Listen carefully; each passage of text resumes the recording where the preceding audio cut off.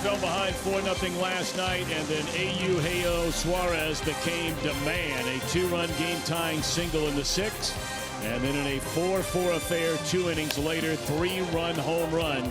And the Reds win their first game on the road here in 2018. A thrilling 7-4 come-from-behind dance over the Pirates. So now we turn the page to the finale of this series, a very chilly Sunday afternoon, and the Reds trying to get out of here with a split at PNC Park in Pittsburgh. Hi again, everybody, alongside Chris Welsh and Jim Day. I'm Tom Brenneman. Great to have you with us on Fox Sports Ohio for this Sunday afternoon. Let's get right to it. It was last week on a Monday where Tyler Mahle made his first start of the year, and I'm not sure he could have pitched any better than he did in that win over the Cubs. Well, he sure buoyed the hopes of the Reds pitching rotation when he pitched the way he did against the Cubs. I mean, it's not an easy offense to go to, and he just was able to control the ball game basically with that pitch right there. That fastball that has some extra life on it at the very end, I think he kind of snuck up on the Cubs in that respect. And even if they're looking for it, I'm not so sure they can negotiate it. 6 innings of 1 hit, 7 strikeout baseball for Mahle. He was something else. On the other side of the ledger today, it'll be Jameson Taillon, and he threw the ball well in his first start of the year against Minnesota. Well, I hope that he's finally healthy this year. I mean, for what he went through last year, I mean, you can't really even look at his numbers and get a good feel. But what he is, though, is a power pitcher with a good breaking ball, excellent control, did not walk a batter in 5 1/3, struck out 9 last time out. So the Reds will have their hands full today if Taillon is on his game. Meanwhile, much was made about Jesse Winker being moved into the leadoff spot, and look at some of these numbers, including that one at the bottom, the second best on-base percentage in the major leagues through a little more than a week. You know what stage presence means? It means knowing the strike zone. It means not freaking out when you're in a high-stress situation. And I'll tell you, that's the way it seems to me that Winker goes to the plate. Very relaxed. He knows what's a ball, what's not at a strike, and he's a guy that is going to deliver. Now, the one thing he does is get on base a lot. The one thing he doesn't do is run. But, hey, if he gets on base as much as he did last night, the Reds' offensive problems may be something in the past. All right, let's see if the Reds can make it 2 in a row. When we come back, we'll check in with our main man down along the Reds dugout, Jim Day. You're watching Reds Baseball on Fox Sports Ohio.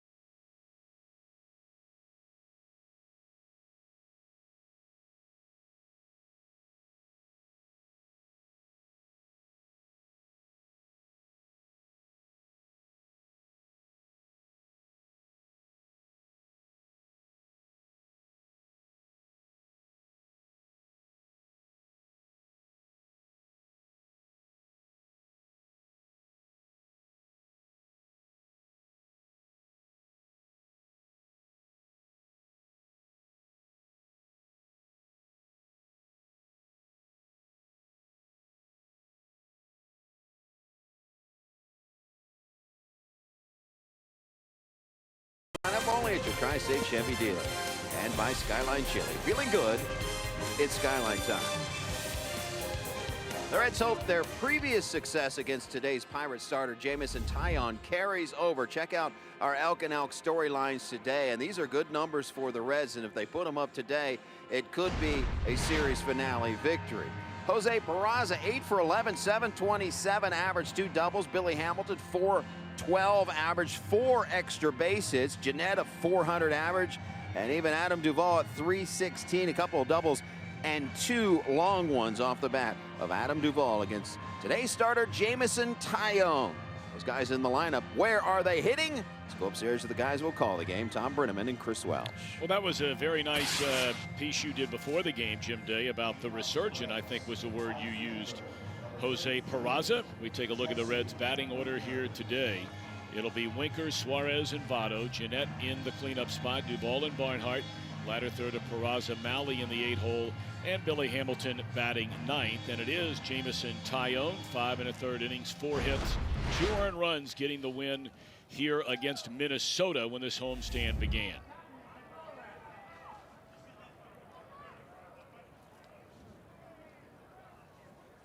What a series it has been for Jesse Winker.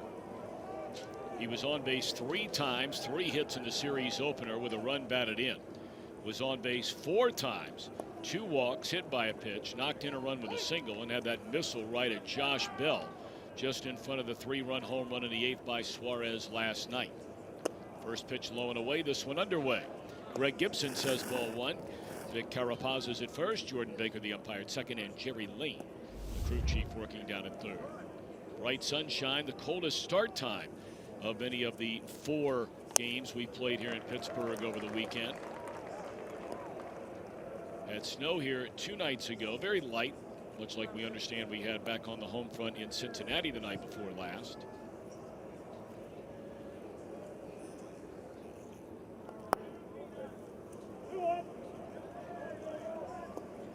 Winker a whopping .538 on base percentage so far this year. He only has 18 official at bats, and he has 6 hits in the 18.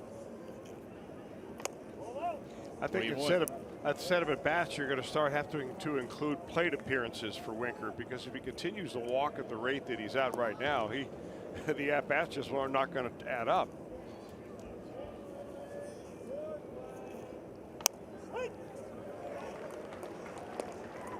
You know, you've got to be impressed just by the way he handles himself. There's no sense of urgency. There's no fear that I better hurry up and swing something early in the count, or else I'm going to get something I can't hit. He took that one, strike 3 on the outside corner. Pretty good looking pitch there by Taillon. If this guy's able to repeat that pitch many times this afternoon, the Reds will be in trouble.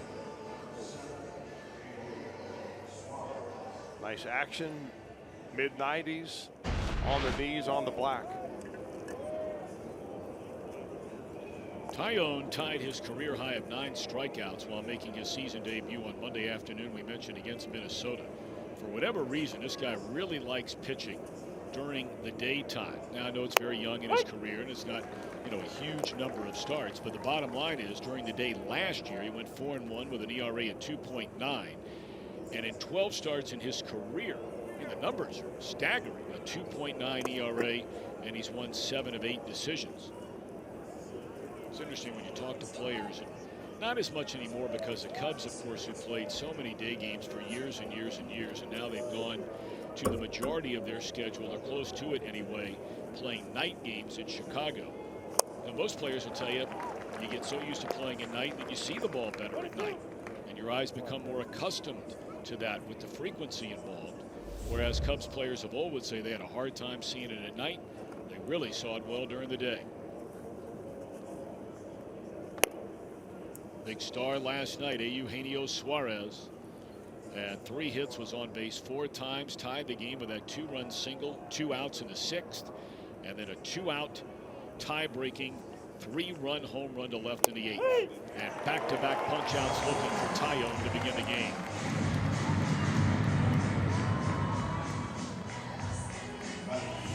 Flint Hurdle's defense presented by Ford.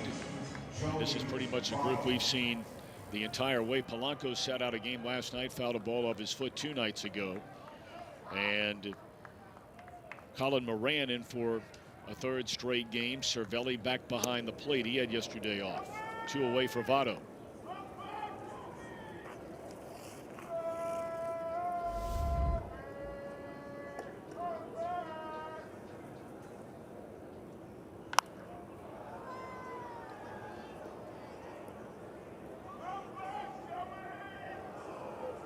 Joey 7 hits in his first 27 at bats. He has 2 runs batted in. He had 2 of those 7 hits and 1 of the RBIs in the game here last night.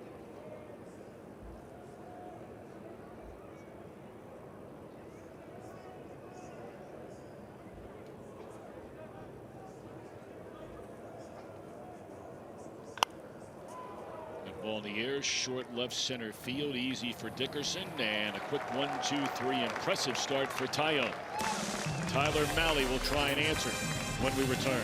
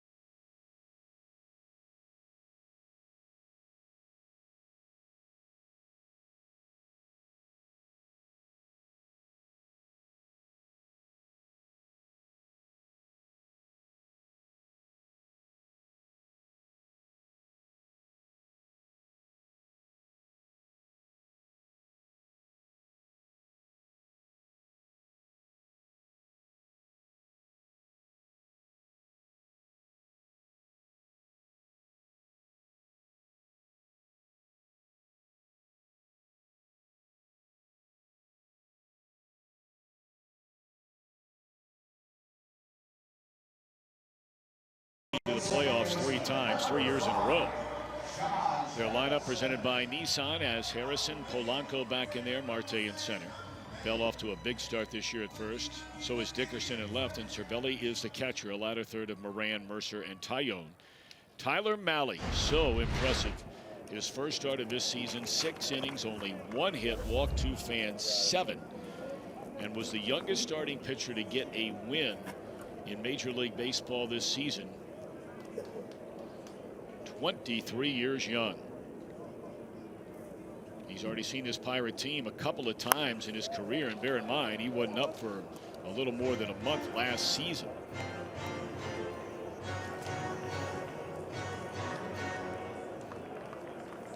Saw him twice, a pair of starts within 5 days. 6 innings, no runs, a second start in early September. 5 innings, 4 hits, 3 runs, his first start against him at the end of August last summer.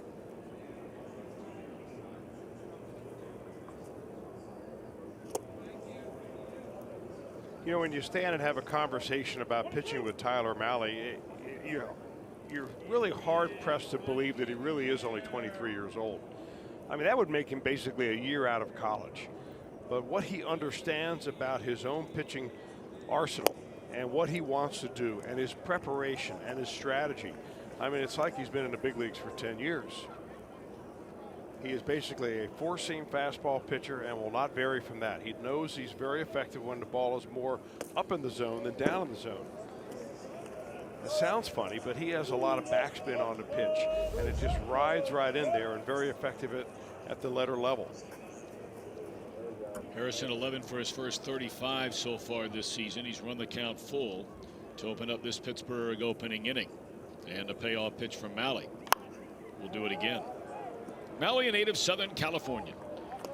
Went to Westminster High School. In fact, he has a brother, Greg, a left-handed pitcher, who was drafted by the Angels in 2014. The Reds drafted him in the 7th round in June of 2013.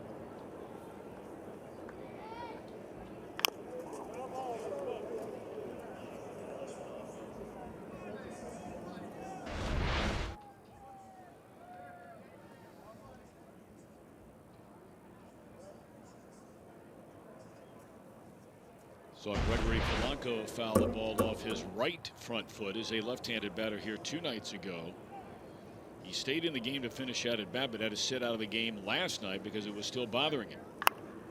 It's quite an at-bat here for Harrison. You know, the other thing you notice about Tyler O'Malley is see how quick and ready he is between pitches. I mean, there's no nonsense out there. He's not pacing around the mound. He's not tying his shoes, not playing with the the rosin bag. I mean, he is getting it and going it. And boy, on a day like this, his fielders will really be happy about that. It's been a 9-pitch at bat here so far for Josh Harrison.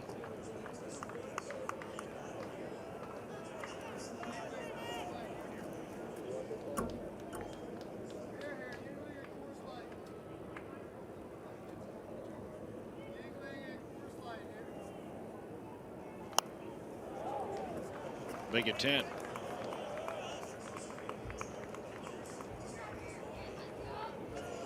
And in order to have a long at bat like Harrison is having, you need a pitcher who's able to throw strikes.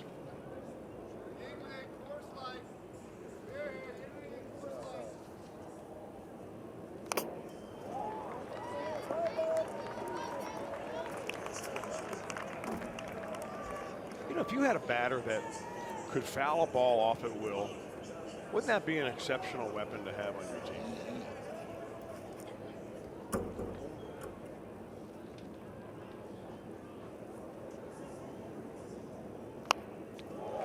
I mean, the closest that I can remember a guy who would do that, Tom, was Brett Butler, who he wasn't taking full cuts the way that Harrison is right now. Harrison's trying to drive the ball somewhere, but Butler almost seemed like he wanted to foul balls off just to make the at-bat go longer and longer. He was very speedy. Once he got on base, he was a stolen base threat.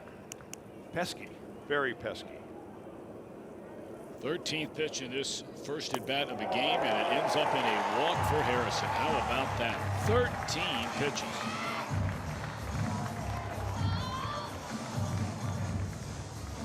Let's take a look at the defense behind Malley, presented by Ford. Hamilton back in center, flanked by Duvall and Winkler. Regular infield. And Tucker Barnhart has started 3 of the 4 in this series behind the plate. Harrison 1 stolen base in his only attempt so far this year. And here's Polanco, who has driven in a whopping 11 runs so far this season. And that's in officially just 25 at-bats. He has 7 hits, 2 home runs, 4 doubles, and make it another base hit. So 1 at-bat lasts 13 pitches, and the second at-bat, all of 1. Well, you know, one of the parts of the scouting report that I always wanted to see is who's hot. And not only does it tell you who's getting some good luck, but who's seeing the ball big, who might be very difficult to throw a fastball by. And after a long at bat right there, Gregory Polanco, who's seeing the ball extremely big right now, he's a hard guy to throw that fastball by. Jumps on the first one he sees.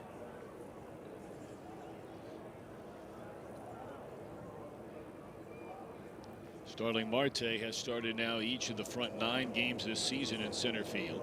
Has reached base safely in 8 of the 9. Of course, he was suspended for 80 games last year, testing positive for PEDs.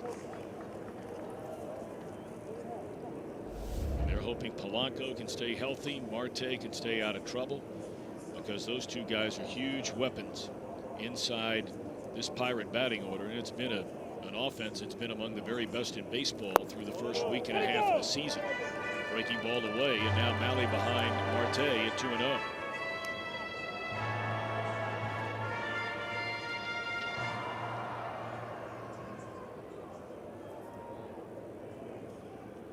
Pirates have a whopping 29 extra base hits. That's second most in the National League, second only to Atlanta. And we have seen a pile of them until this series, until the Reds bullpen really shut things down along with Sal Romano for his final 2 innings last night.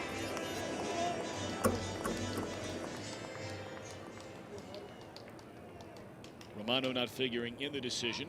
Gave up 4 early runs over the first 2 innings and then nothing beyond that.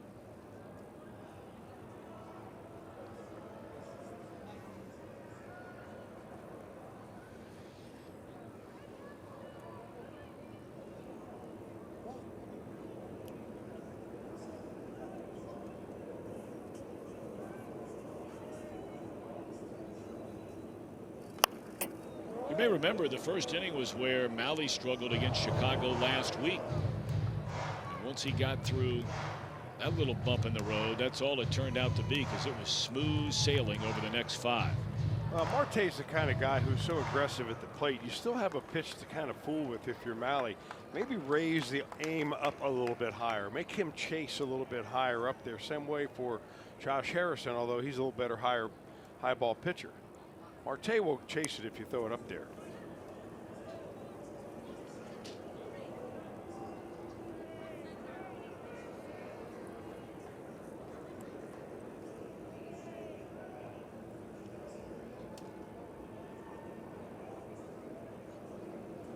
Two and two on Marte, 2 on and nobody out here in the Pirates' opening inning. Boy, they have been a foul ball machine, or at least 2 of the 3. To face Mahle in this game. Harrison with a 13 pitch at bat, and now a lengthy at bat for Marte.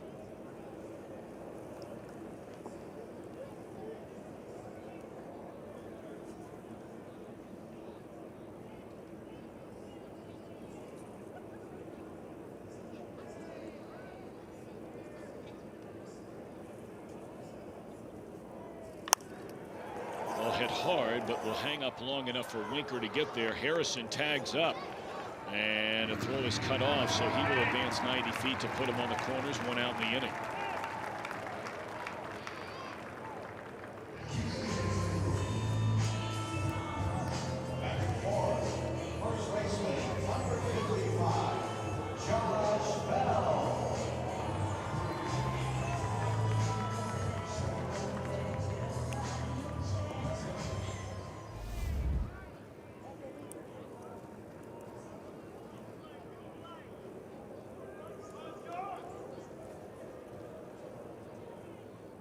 Talented young first baseman Josh Bell, the batter. 10 hits in his first 30 at bats, has a home run and 5 driven in. And that fastball by Mahle is high to Bell to begin the at bat.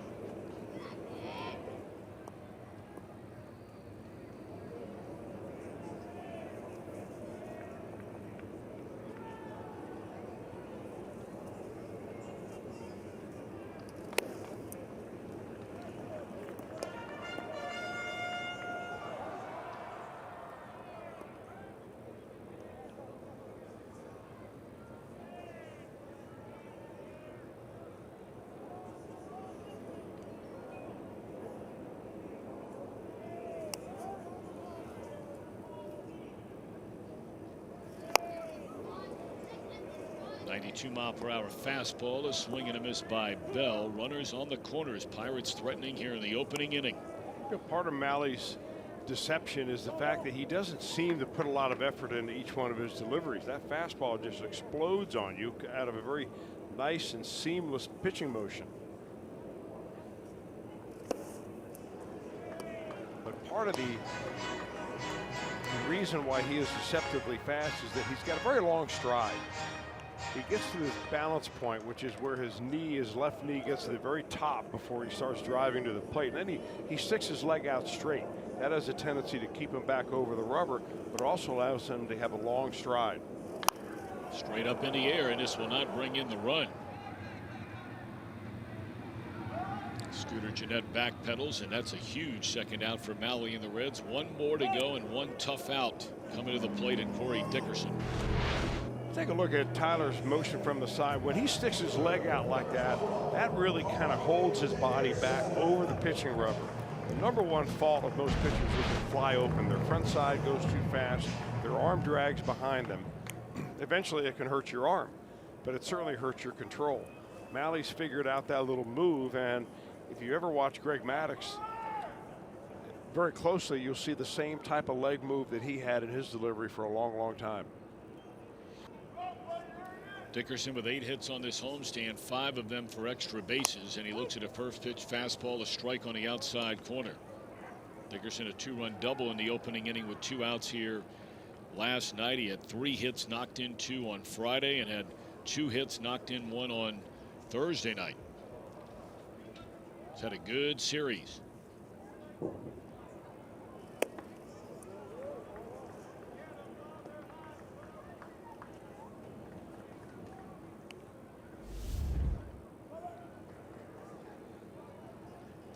There you see what Dickerson has done in this series, 6 of 12.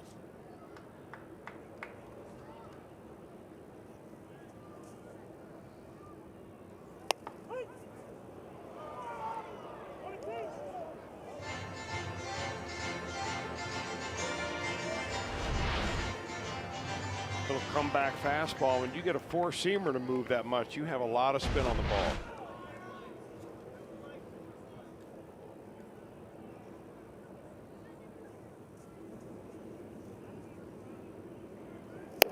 Boy, how impressive is that? Tyler Mahle needs 13 pitches, ends up in a walk. First 2 reach. He's retired the last 3. No score at the end of 1.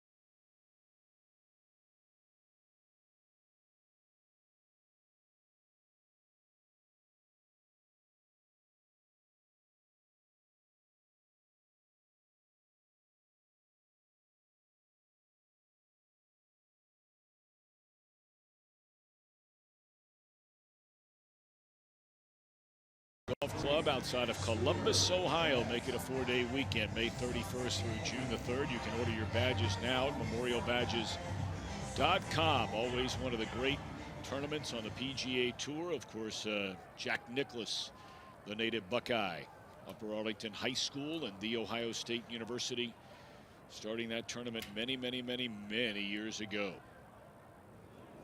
Yep, that kind of day in Pittsburgh, PA.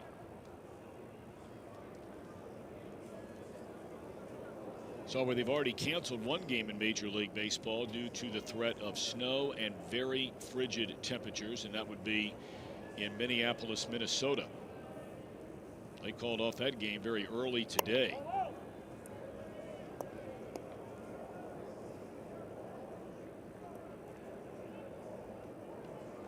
We were talking about that a little bit last night, about if anyone has spent any time at all through the winter and the spring in Minnesota, it is brutal. There's a ground ball to second, and that's out number 1. 4 in a row set down by Tyone to begin the game.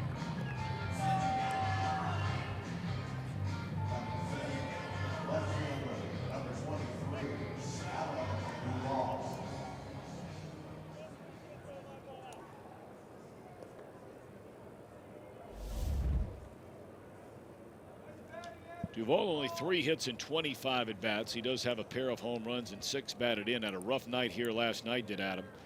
0 for 5, struck out 4 times. And has struck out 6 times in the first 3 games. All starts for him in this series.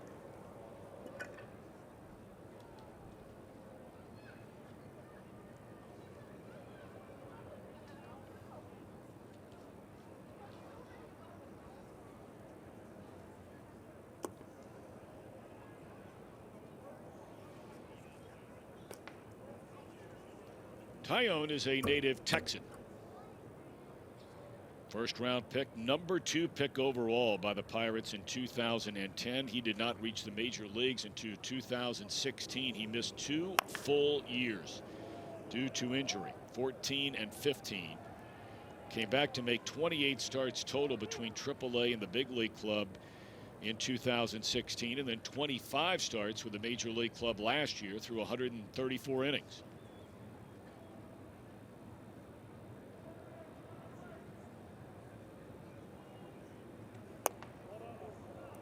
He thought he had strike 3 on that one. Little comeback fastball down around the knees. Our pitch number 4. Taillon, it's been a rocky and curvy road for him just to stay healthy, enough to be on the field. He had Tommy John surgery a couple of years after he was drafted and signed by the Pirates. He's had hernia surgery, he's had leg problems. He also was diagnosed and had treatment for testicular cancer last year. So I mean, you just see what's going on. And I missed to tell you that in July of 2016 he took a line drive off the head. So despite all the setbacks, it's given him now a chance to kind of regroup this year, coming into this season healthy. And he might be the secret.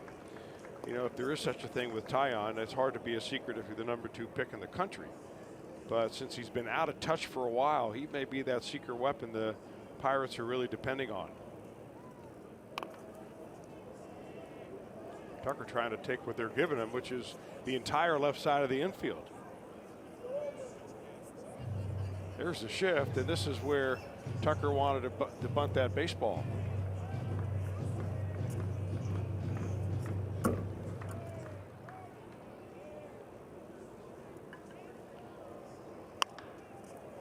Loops one into short left, but on to get it is Dickerson, and it's back-to-back perfect innings for Jameson Taillon.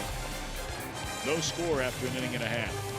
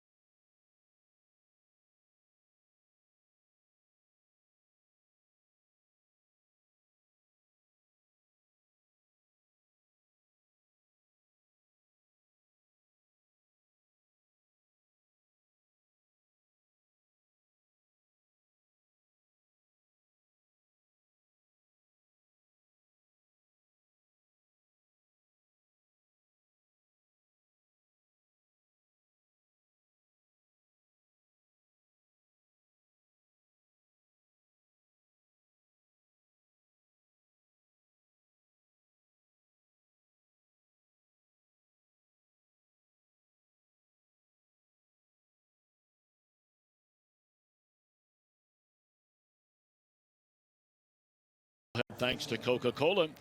Cardinals coming in town the 12th, 13th, 14th, 15th, Thursday, Friday, Saturday, Sunday.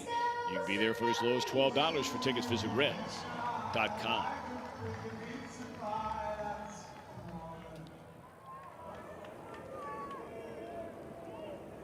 Francisco Cervelli to start things against Tyler Malley, who had runners on the corners with one out in the heart of the order coming up in the opening inning. He got a pop up in the infield and a strikeout. No damage done.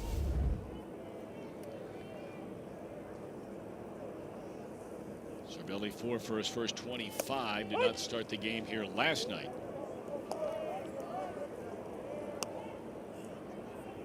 Cervelli already chirping at the umpire. I mean, he's 2 pitches into his first at bat.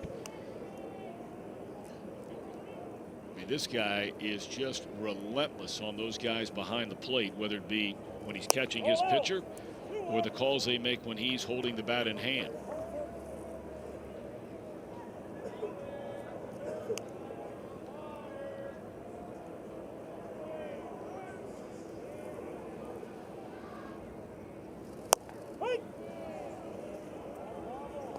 He's at it again. I mean, at it again. If you weren't with us 2 nights ago, he had a 3-1 count. Took a pitch, bent over to take off his shin guard, thought it was ball 4. Umpire said nope.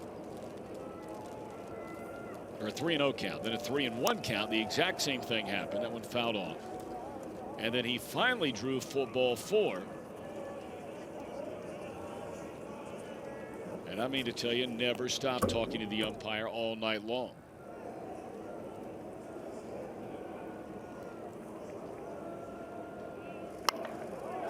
Down the left field line towards the corner and hooking foul. Well, Cervelli must feel like that works for him. If he's going to continue to do that. I mean, he never gets to the point where he's going to be tossed from the game, I don't think. And maybe he just feels like, you know, you keep talking to him, you soften him up, and you buy yourself a pitch here or a pitch there. And why not? It keeps you alerted in the game when you're a catcher.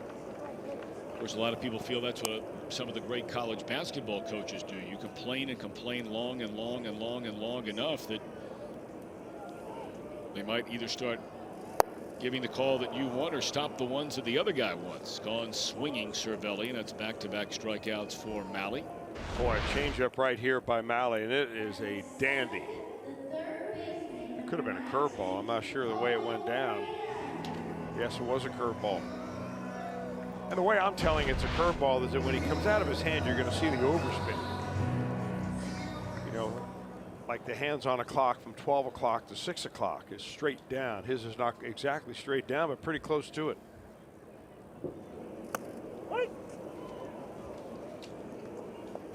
Young Colin Moran had his first 4-hit game here 2 nights ago.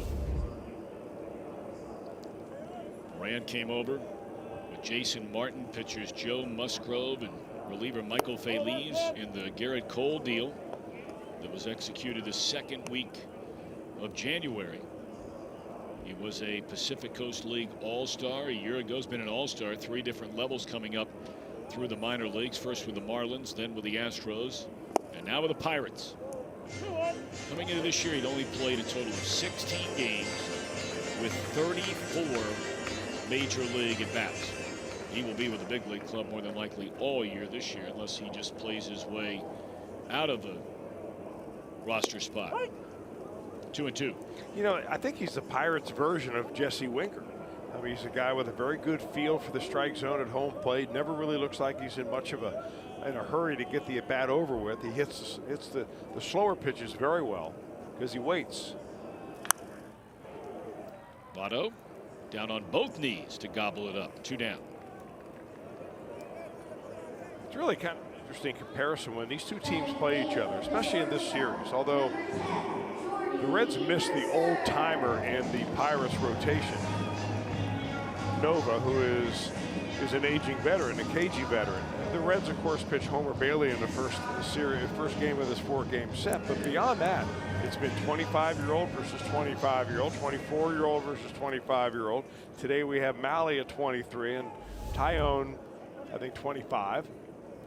So really the success of both of these ball clubs relies on those 4 pitchers that have pitched in this series other than Homer Bailey. I mean, I'm talking about the young guys. The one guy that we missed here in this rotation, Cody Reed, will pitch tomorrow night. But how many of those young pitchers will step up will determine the success of each one of these teams this year.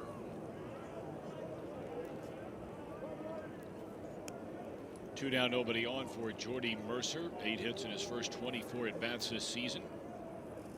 And 7 of those hits have come in his last 12 trips to the plate. Had 2 more hits last night. Had 3 hits here on Friday night. Was on base 3 times Thursday night.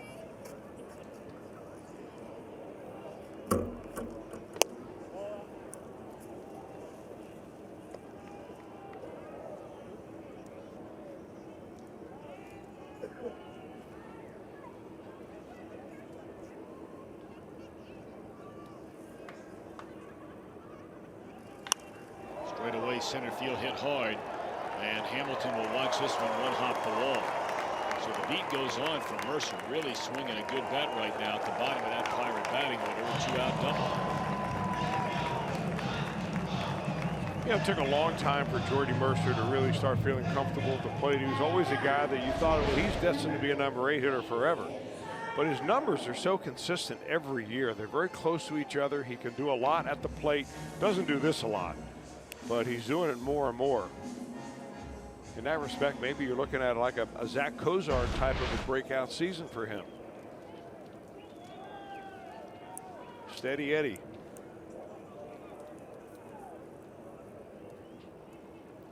It's 30 extra base hits now for the Pirates so far this season. That is nearly double the amount of extra base hits by the Reds. And there's a base hit by the pitcher, Tyone. They're going to wave around the runner. The throw is up the line. And Tyone with a 2-out run scoring single to put his team in front 1-0.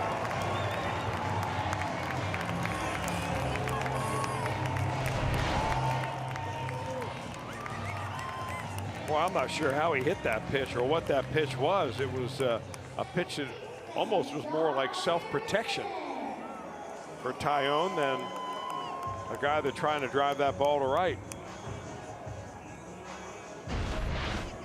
That was a quick run right there.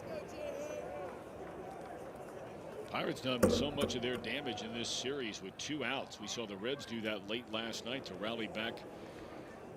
The game-tying single by Suarez, a tie-breaking home run by Suarez. Both of those hits coming with 2 men out. First 2 games of the series, the Pirates did a pile of that.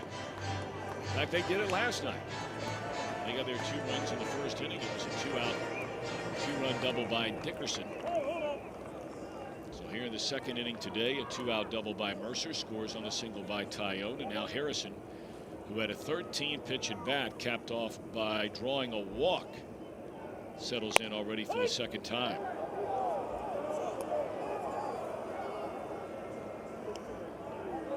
Harrison arguing the top end of that strike zone right there. You know, one thing about it is that when Josh Harrison goes to hit, he really doesn't crouch very much. So that strike zone doesn't shrink like it does on a lot of other hitters. Provides it a short way to retire the side, but the Pirates get a couple of hits after the first 2 were set down and lead 1-0.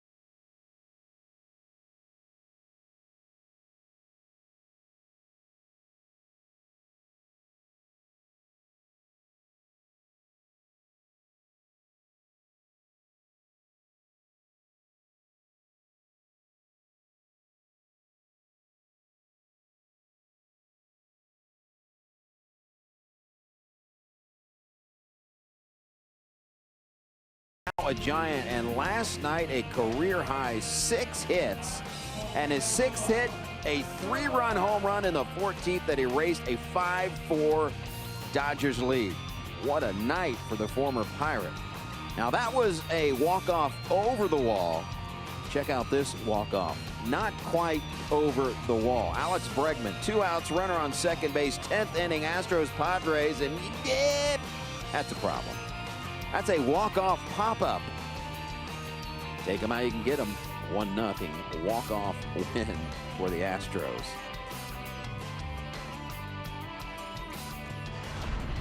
Pirate fans, it just must break their heart to watch the kind of game that McCutchen had last night.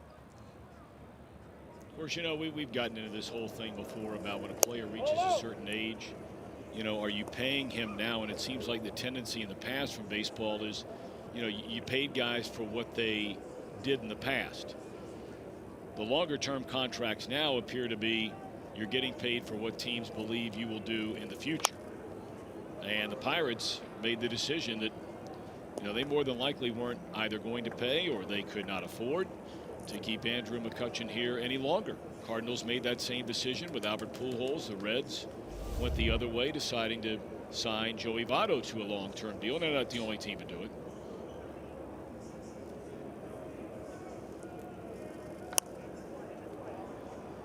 And I think the Pirates decided quite a few years ago that they simply were not going to bring Andrew McCutchen back, that it would be just too expensive to do so. Garrett Cole, with the young pitching they have here, they figured, hey, if we can get a covey of pretty good players from somebody to trade him to, we'll do that. And they did so with that trade that they made with the Houston Astros. They've had years of being able to maybe go to McCutchen and say, hey, let's get an extension underway right here. Let's appease the fans. Let's have some consistency on our roster. You know, we can build around one guy for so long, and they decided that wasn't the way to go. This is a ball club that has turned their roster over and over and over the years. And they've given Clint Hurdle a challenge every year, but you know, they've had some success with that. Doesn't always work. But he's talking about winning the World Series coming out of Bradenton, Florida this year. That talk is cheap, but you know, if you don't talk like you're going to win, how is anybody going to believe it? Tyler Mahle was 0 for 1, put down a sacrifice as a batter that started against Chicago last Monday and looks at a fastball strike. Reds will fly from one end of Pennsylvania to the other after the game tonight and open a series tomorrow against Philadelphia, a team that scored 20 runs last night. 20. And they're at it again today. The Marlins got 3 runs in the top of the first inning, and the Phillies have already scored twice in the bottom of the first inning. Hit a couple of grand slams in that game, and Mahle does what Tyone did. Swinging at bat, collects a single.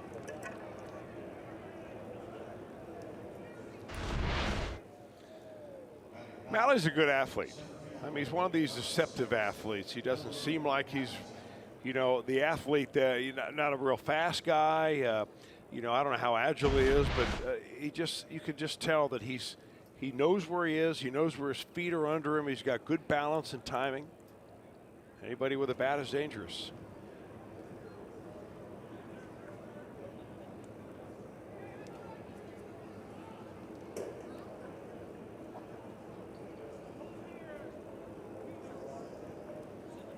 Billy waiting on Mahle to get that jacket buttoned up over there at first base, which he does.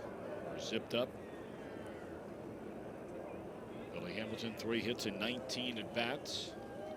First in on the grass, Moran, and there's ball 1 low and away. Hamilton did not start in the game last night. He came on late and had a big infield hit, a stolen base, and scored on the 3-run home run by Suarez in that 8th inning. Billy was on base 3 times on Friday night, 2 walks and a single. And he's gotten ahead 2-0. Just underway at Busch Stadium in St. Louis, Arizona and the Cardinals, a rubber game of that series. Likewise for the Cubbies and the Brewers, last to the first, no score at Miller Park.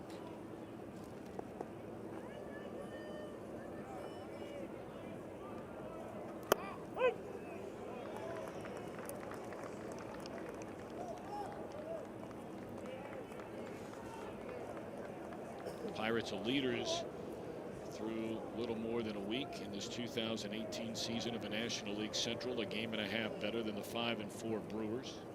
Cubs and Cardinals at 500. This should be a double play even with the speed of Hamilton. Nope, they're not even going to try it. Wasn't hit sharply enough to even think about it. 2 down in the inning.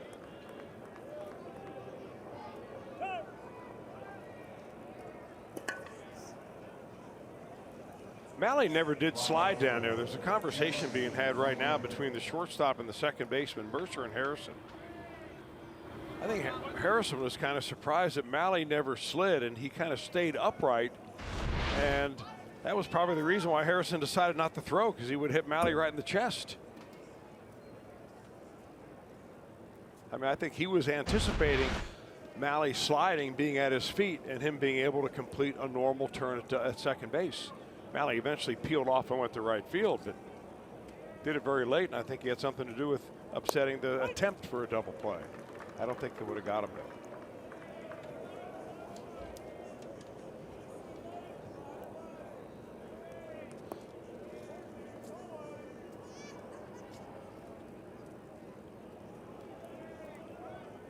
Well, you figure, as patient as Winker is and has been, that this would be an ideal situation for Billy Hamilton sometime early in this at bat to get into scoring position and give Winker a chance to tie this game with a base hit. Billy picking up his first stolen base last night in that 8th inning.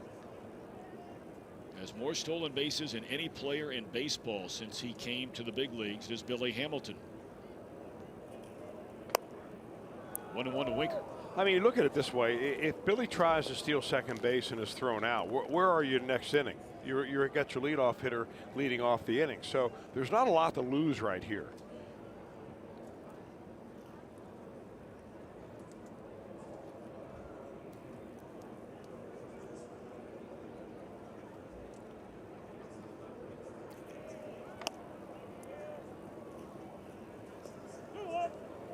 It's just a little bit more fun, I guess, one way to put it, when Billy Hamilton is on base and you kind of want him to be a little reckless on the base paths. You know, take it right to the defense. Let's see what Cervelli's got. Can Taillon be compact enough to give Cervelli a chance? Can Cervelli throw it on the money?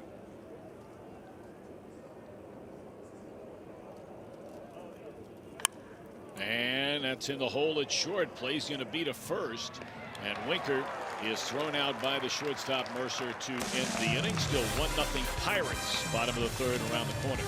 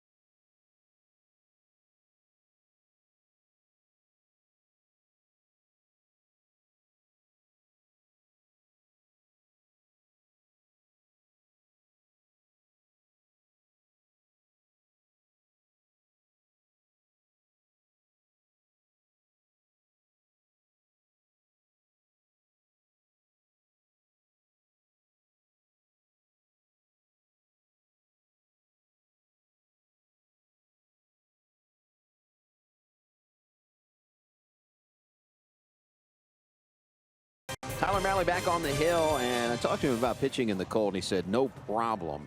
He pitched for the Dayton Dragons in a game in Western Michigan when he was an A-ball. We all know how cold it can be in Michigan this time of year. He said it was so cold that day he could not only not feel his fingers, but he couldn't feel his feet, so he had no feel for the baseball, and he had no feel whatsoever for the pitching rubber. He says if he got through that game, he can get through anything. Today is nothing compared to that.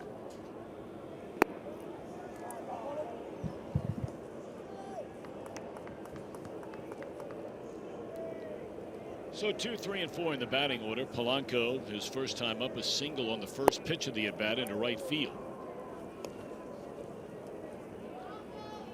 Pirates scored, threatened to score, and you figure with the guys they had coming up, the chances were pretty good. They had the first 2-1 in the first inning, wound up first and third with 1 out, but did not get a runner to the plate. That's a first out here in the third, and then really, who saw it coming in the second? First 2 set down by Maui, allowed a double to Mercer, but yeah, the pitcher coming up, first pitch in that at bat, shot into right field and knocked in the game's only run. I think it's pretty clear Polanco is playing at far less than 100% here today. He's not running well at all.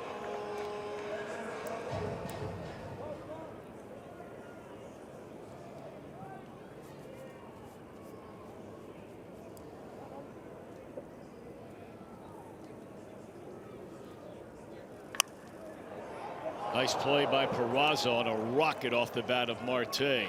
2 away in the inning. Got a good jump on that laser. Got a breaking ball hanging up in the zone, did Marte, and just picks that like humpback line drive. A lot of overspin on that drive. There's probably as much overspin on the line drive as there was on the pitch.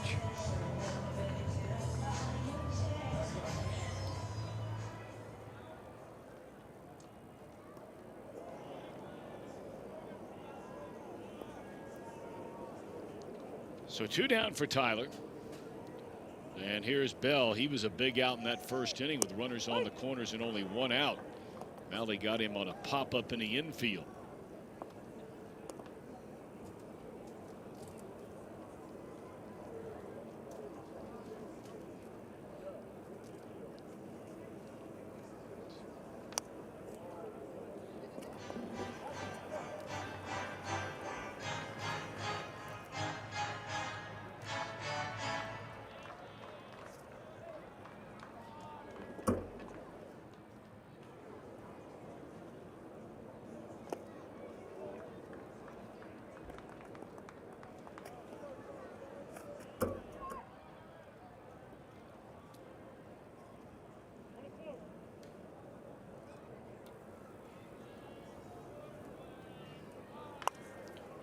That's a shortstop Peraza on the first base side of second, and the inning is over. 1, 2, 3 through the teeth of the order. 1-0 Pittsburgh at the end of 3.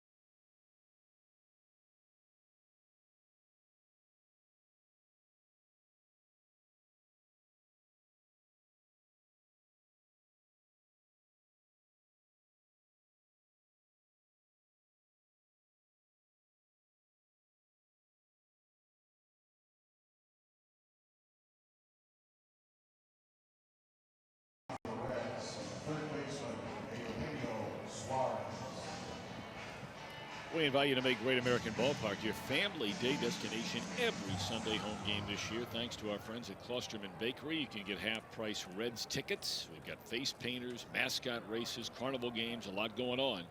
See the Reds in action and save. Why not come down this Sunday? For tickets, visit Reds.com. Congratulations to Klosterman Bakery Company. 125 years celebrating their anniversary here in 2018. Known that family a long time.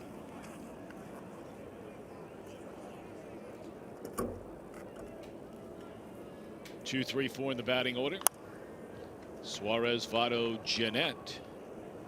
Suarez struck out looking his first time up. 4 strikeouts for Taillon. He's not walked a batter. In fact, he hasn't walked a batter this year, so that gives him 13 strikeouts without a walk. And he drills Suarez, and it got him, it appears, somewhere on the right hand.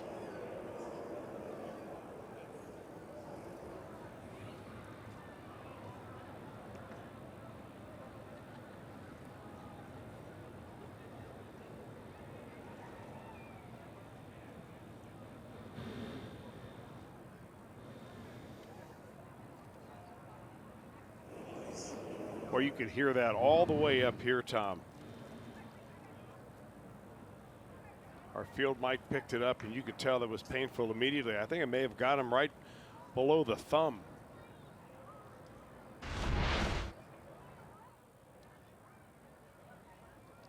You hear doctors talk all the time. That is such a tricky area. Might be just the index finger there. Although he's grabbing his thumb, as you see that. You have so many small bones in the fingers and through the hand that, you know, a lot of times you catch a break and sometimes you don't. There, you heard it.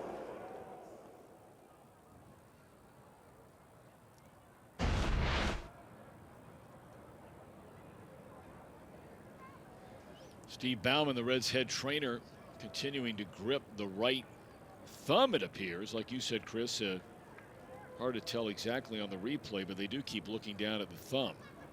Where are they now? Now the index finger you alluded to, yeah.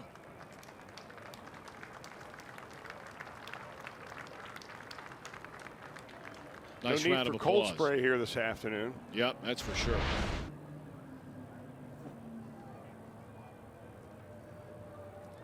First baseman, Joey Votto. Maybe he got a little bit of both of them, right where the fingers come together, holding the handle of the bat. Suarez will stay in there. And here's Joey Votto. It's only the second base runner of the afternoon so far for the Reds. The other on a single by Malley. Votto fly to left, ending the Cincinnati first. And he'll fly to center for the first out in the Cincinnati fourth. You know, one of the things you hear, Tom, around a lot of amateur fields is that when a pitcher hits a batter and the batter gets hit right on the hands. The batter didn't swing, people will yell from the crowd, well, it hit his hands. The hands are part of the bat. And that's not true. The way you remember that is that, have you ever gone into a sporting goods store and you're out there looking for select a bat for your kid, right? Does it come with a pair of hands? No, it doesn't. Last time I checked, anyway.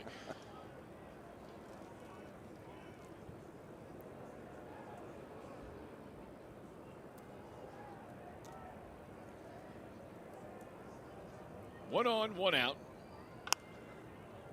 Scooter all of a sudden has gone cold these last couple of games. He had a hit in each of the first 5 games of the season, but then went 0 for 5 here on Friday night. And Jeanette was 0 for 5 here last night. Hitless his first time up today on a bouncing ball to his counterpart at second base.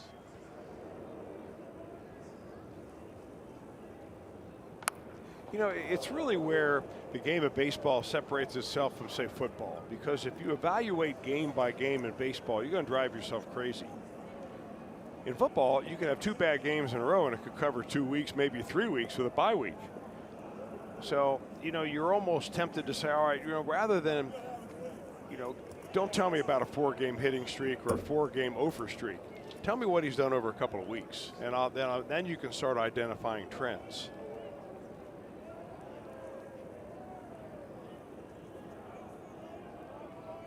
You know, the first thing that comes to mind when you think about a batter getting hit by a pitch when these two teams get together, it has just been mind-boggling. The last 6 seasons, including this one, Reds pitchers have hit 64 Pirate batters. That's the most by any major league staff against any opponent in all of baseball. Pirate pitchers have now hit 54 Reds batters. Harrison, Mercer, Bell, double play to end the inning. Middle of the 4th, still a 1-run Pittsburgh lead.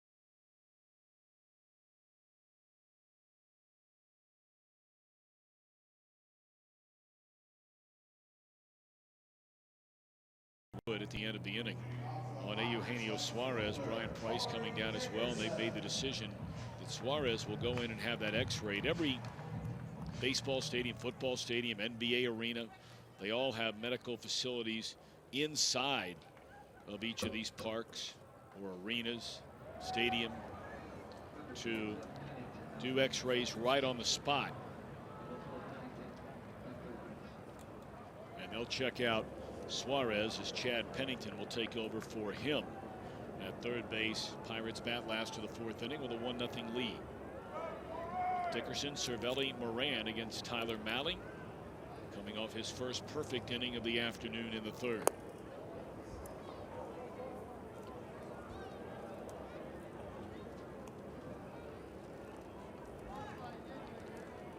If and or when we receive any news from the Reds clubhouse, we'll certainly pass it on to you in regard to the condition of Eugenio Suarez.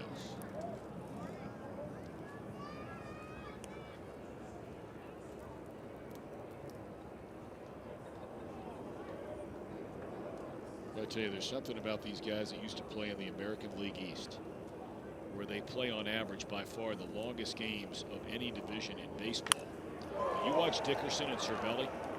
Dickerson with Tampa Bay, Cervelli now coming up with the Yankees. They are out of the batter's box right to the very edge of being reminded by the umpires time to get back in there. I'm not kidding you. You start watching players that start their careers in that division, if you really pay attention, and then they go other places, you will notice not every single one of them be throwing a blanket statement on all of them. You don't want to do that. But, I mean, look at Cervelli here. I mean, finally just now settling that other foot in the batter's box after we saw Dickerson just do the same thing. Well, Cervelli is very deliberate. There's no question about that. He seems not to be in a hurry to do anything. Dickerson, on the other hand, did play in Colorado before he went down to the Tampa Bay Rays. But one thing he showed you when he was with the Rays, that the numbers that he put up in Colorado, a lot of people thought those were just Coors Field inflated. He may be a lot better player than I think people figure him out to be here, and fits very well in this lineup with Pittsburgh. Ball driven in a deep right. Winker will make the over-the-shoulder grab. A couple of hard-hit balls in this inning, but both long outs, loud outs. I mean, really, you stack up the numbers we talked about a little bit on Thursday night, but you stack up the numbers Andrew McCutchen put up last year, and they're really not all that much different than what Dickerson did playing in Tampa Bay last year.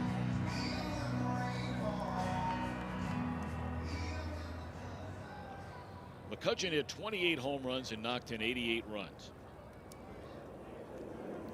Dickerson, an American League All-Star, hit 27 home runs. He did knock in 70. But one guy's making $5 million and the other guy's making over $11 million. So you say to yourself, all things considered, is it worth that risk? Now, of course, that does not include the emotional detachment that takes place between your organization and your fan base, because they were really upset, and they're still very upset even with this 6-2 start. Pirate fans in this area, they did not come close to selling out on opening day here. And you can say, well, it was cold. That's true. Well, it was cold everywhere on opening day. I mean, the Reds sold out in about 25 minutes in their opening day game. Even had it changed to the following day after it was rained out. Tickets were turned back in and they sold out again. And it's not saying that one fan base is better than the other one. The point is they're really upset about what happened around here with McCutchen, and for that matter, to a much lesser extent, what happened with Garrett Cole. I don't know if Cole was necessarily a huge fan favorite around here. Base hit left field by Moran. Pretty good looking hitter right there, and you don't have Moran unless you give up Garrett Cole. And I think McCutchen's the same situation, Tom. It got to the point where there were so many questions about, you know, why aren't you going to extend him? I think that the Pirates fans have figured out along the way that he wasn't going to be part of the future anymore here in Pittsburgh. They made that decision years ago, as I earlier said. And I think that McCutchen will be better off in San Francisco, and that the Pirates will ultimately be better off here by changing their roster over. This is what a small market team has to do. If you continually underperform and you keep the same core of players, why do you think things are ever going to be any different? Teams need infusion of excitement, new arms, new legs. And I think they've done a pretty good job here. And, you know, with the young pitching that the Reds have, you can say that that is the infusion on its way right now. Well, I'm not much of a hockey guy, but I read a very interesting article that alluded to a legendary head coach for many, many years of the Detroit Red Wings, who made the comment, winning, you know, Stanley Cups year after year, every other year, that kind of thing, that this coach's philosophy was, even when you win, you must flip your roster, because you'll have players that aren't nearly as hungry. You know, maybe you'll have a bunch of guys that come in, they've never won it before, they're playing together, they finally win the whole thing, and now the edge maybe isn't there that was there the season before. You know, it's funny you say that, because I remember doing an interview with Lou Piniella after the Reds won. You know, we were talking about that 1990 wire-to-wire team, and I said, if you had something different to do after that 1990 team, what would that be? He says, I would have churned a roster, because we didn't do it. We kind of got mired back in, hey, we're the world champions, and it ought to come easy to us. Now, the question is, and the difficult thing for a general manager is, which ones do you churn? There's no question, and, because, you know, the devil in the details kind of thing. Because one of the guys that was part of that 1990 World Series championship team that was one of the worst trades the Reds have ever made is when they traded Paul O'Neill for Roberto Kelly. Straight up in the air.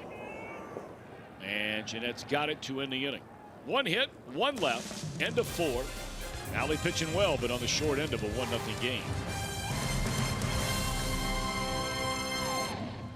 Parents, we direct your attention to the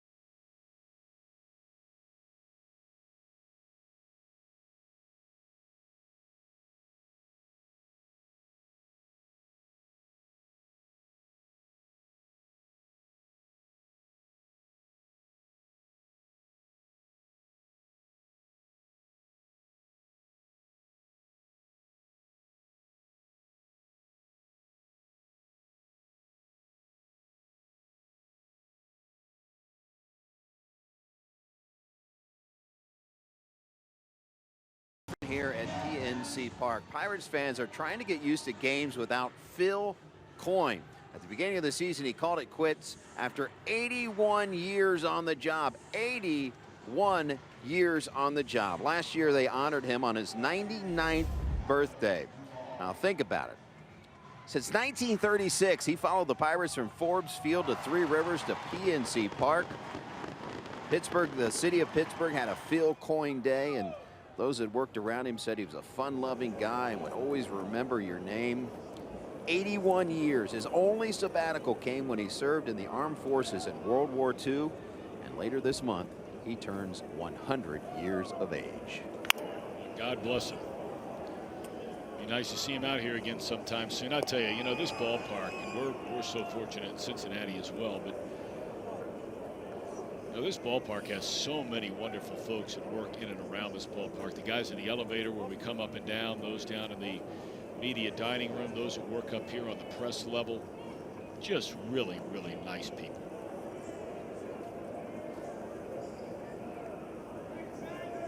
I wonder how old Lou is now. You know, in Milwaukee, he's got to be knocking on the door 90-something years old. You're right he's about still that. Working every night.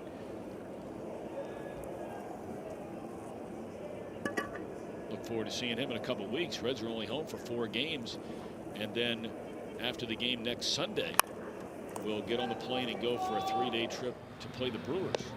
Duvall, the ground ball to the shortstop. And that's the way things begin in the Reds' 5th inning. Reds only have 1 hit, and that was by the pitcher, Tyler Mahle. Yeah, Tyone is really making it look easy right now. I mean, he's mixing in that fastball with, he's got a nice, very easy delivery as well. A little bit bigger breaking ball he has than what Tyler Mahle throws. And they're different type pitchers. Tyone keeps his fastball down. He mixes up a 4-seamer and a 2-seamer, where Mahle is primarily 4-seam fastball only.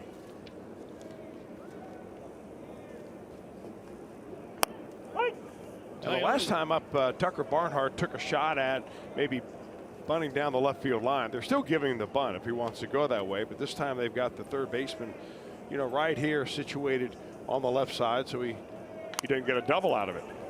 This ball in the air to right center field, hit it a long way. And Polanco 2 steps shy of the wall, brings it in 2 away. Coming up later on, thanks to Miller Lite, we'll have our whole true moment.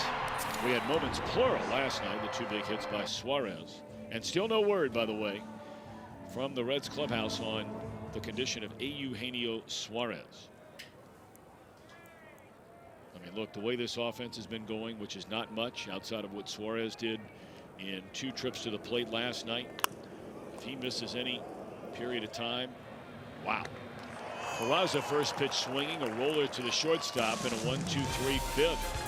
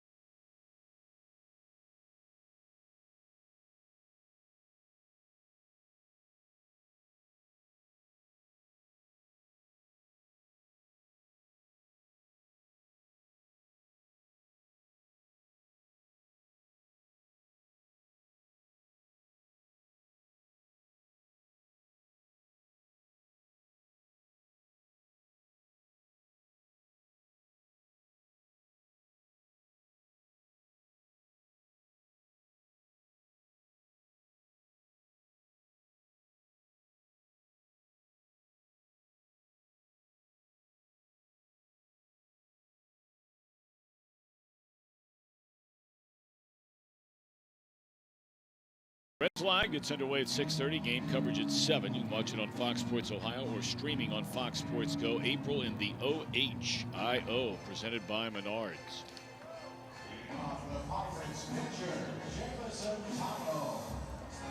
Well, I guess the NHL season has wrapped up its regular season. I would imagine the NBA can't be more than a handful of days away from ending their regular season, right?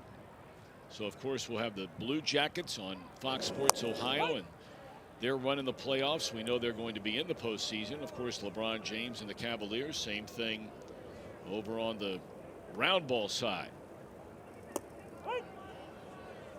NBA, I'm told by our producer Josh Hall, comes to an end on Wednesday night. So, what, a handful of days later, they'll crank up the opening round.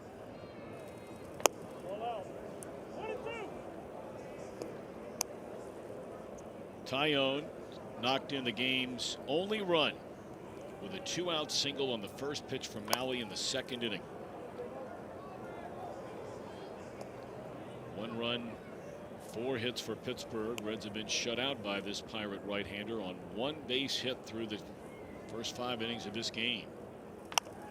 And right back to Tyler. 1 away. Josh Harrison, the former Princeton Viking and University of Cincinnati Bearcat, coming to the plate. How about it, Jim Day? Well, his nickname is J-Hay, but Clint Hurdle, the manager for the Pirates, has his own nickname for him. He calls him the Pirates CEO, and that would stand for Chief Energy Officer. Wow. Calls him the spark plug of the team, which I know you like, Tom, because well, you like those energy guys. That's where you took the words right out of my mouth. I mean, Jim, there's certain things you have to have on a baseball team. Am I right or wrong? You got to have an energy guy. What other kind of guy do you have to have?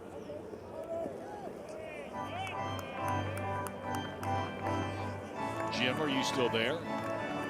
I'm Tom. What else do you have to have? You got to have a glue guy. Speed guy. Keep the line moving guy. Power guy. And a situational guy.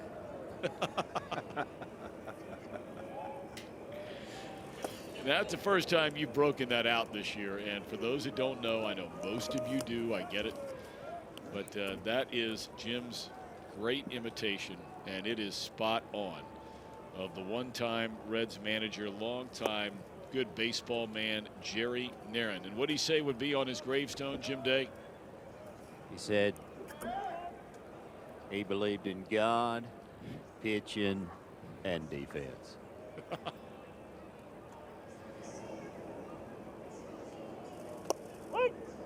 It's a shame we don't get to see Jerry in the big leagues anymore. You know, he was with Milwaukee for a while. Well, we'll see him, I believe, in Cleveland. Cleveland, right? Yes. But when the Reds play that 2-2 series against the Indians. I always forget about those.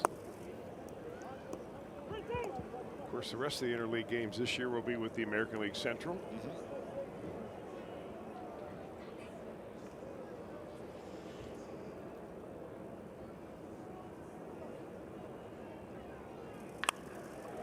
Base hit into left field off the bat of Harrison.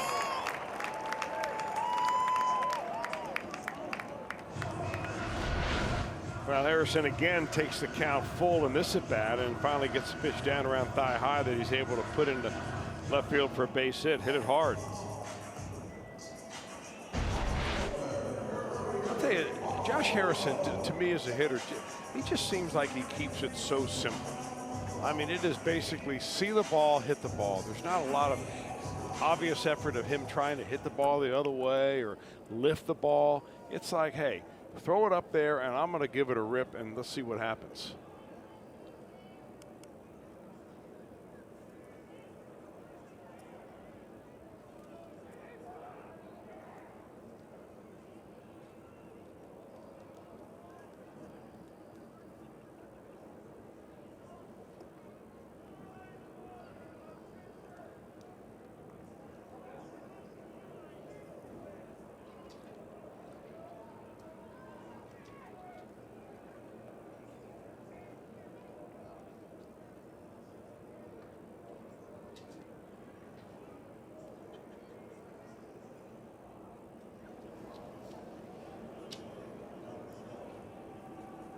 Polanco 1 of 2, a single to right, and bounced out to Joey Votto at first base.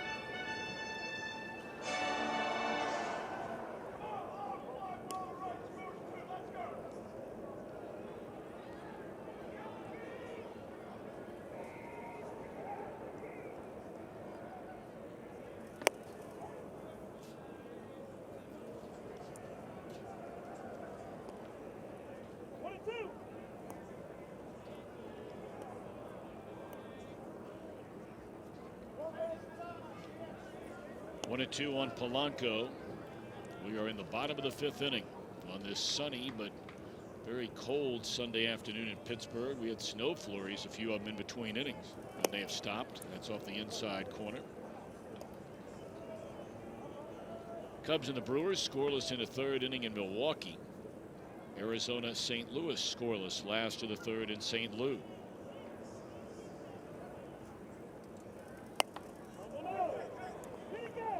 Three and two.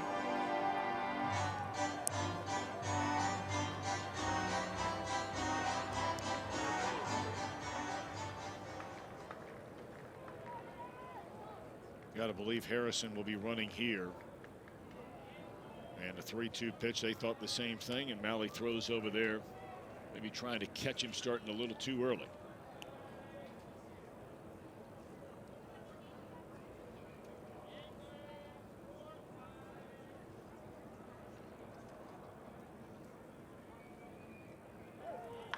High drive into deep right center field, and the Pirates have a 3-0 lead. 13 runs batted in now for Gregory Polanco.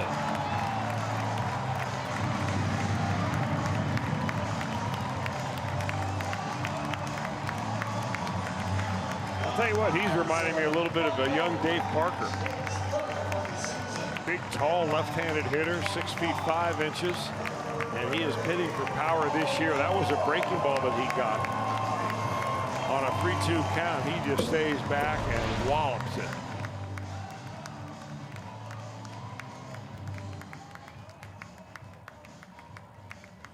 Now, if he's really going to be more like Parkway, as we used to call Dave Parker, he needs to take that long way to first base, that big, elongated, oval running lane that he almost goes to the first base dugout and then tags first and goes around. What a phenomenal player he was. It's still hard to believe he is not in baseball's Hall of Fame. Man, oh man, what a player he was. And one of the funniest teammates you'll ever have in your entire life. Man, oh man, he was so witty. Ball in the air into deep left center field, and this ball will hit off the wall. So a 2-run home run by Polanco is followed by nearly a home run to the deepest part of this ballpark. It's 410 feet out there in left center field by Marte.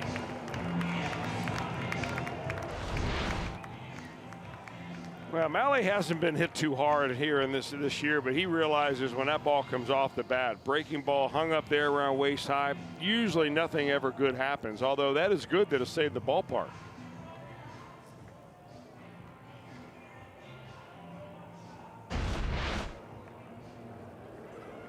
It is just unbelievable, the extra base hits, the number of extra base hits this Pirate team is putting up so far this year. We brought it up. The only team in the National League with more coming into the game today was Atlanta. Had 2 more.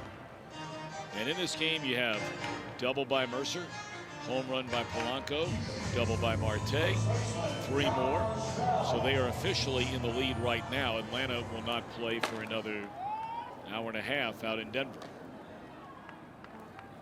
And Amir Garrett getting ready in a hurry in the Reds bullpen. 3 straight hits after retiring the pitcher to start the inning.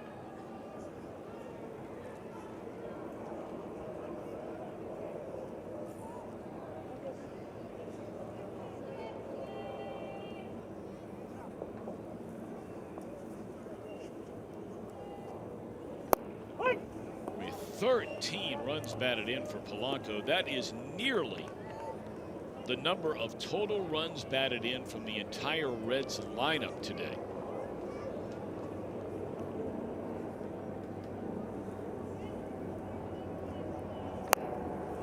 Good pitch there, pulling the string on Bell. Yeah, he pulled the string and got a good result, but I don't think he was still happy with that pitch. You could see him kind of go through a motion of turning his hand over to the way you want to release the changeup. Not happy that it ended up around waist high.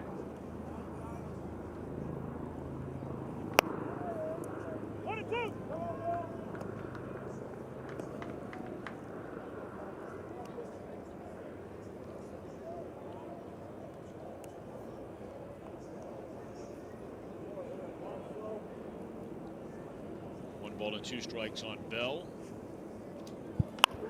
And this is into left center field, a base hit. They're going to wave around the runner. Marte will easily beat this throw. And it is 4-0 Pittsburgh. Bell caught in a rundown.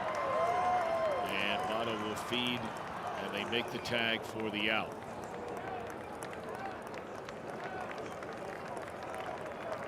It's very poor base running right there by Bell. But he does drive in a run. A 3-run 5th. It's a pretty good bit of hitting right here. That was a good pitch by Mahle. Just came back and caught a little bit too much of the inner third of the plate. That's a situation as a hitter that you just kind of take your hands in right next to your body and try to get that bat head on the ball. Got caught in no man's land.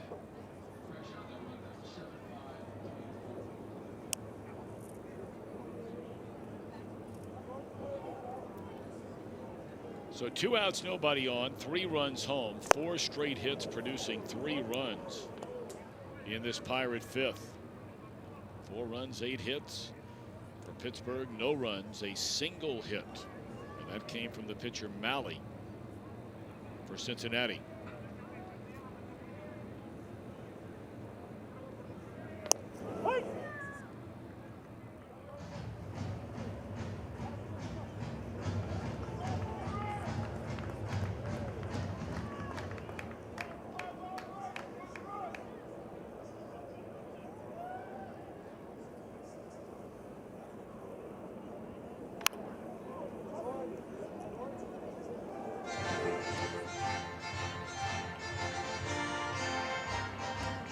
Mahle's spot is due to lead off the top of the 6th. This will be his 100th pitch of the game. So it's a very safe bet. This will be it for him. Amir Garrett has been throwing for quite some time, and now it's a 5-0 game on a home run to right field by Dickerson.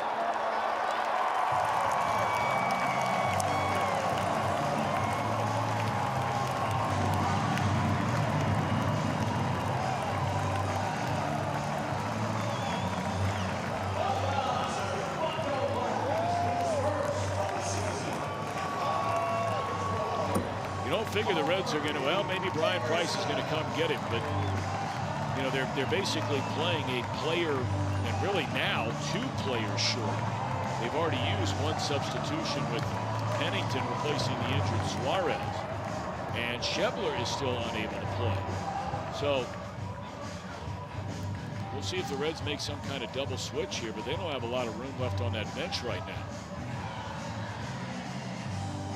Well, they got to figure they would make a double switch just because Amir Garrett is going to be in the game here for several innings. It looks like Phil Gosselin will take over for Pennington down at 3rd. Or is it Peraza who's coming out? Well, we'll sort it out when we come back. This is our Skyline Chili call to the bullpen. Mahle leaves, allowing 5.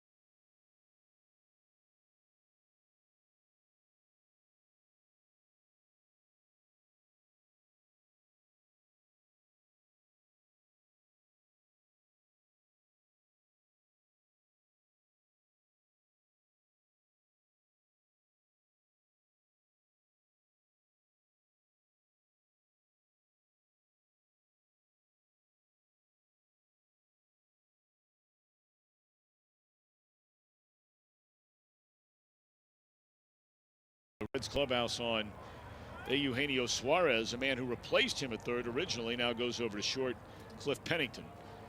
And on the mound replacing Tyler Mahle is Amir Garrett.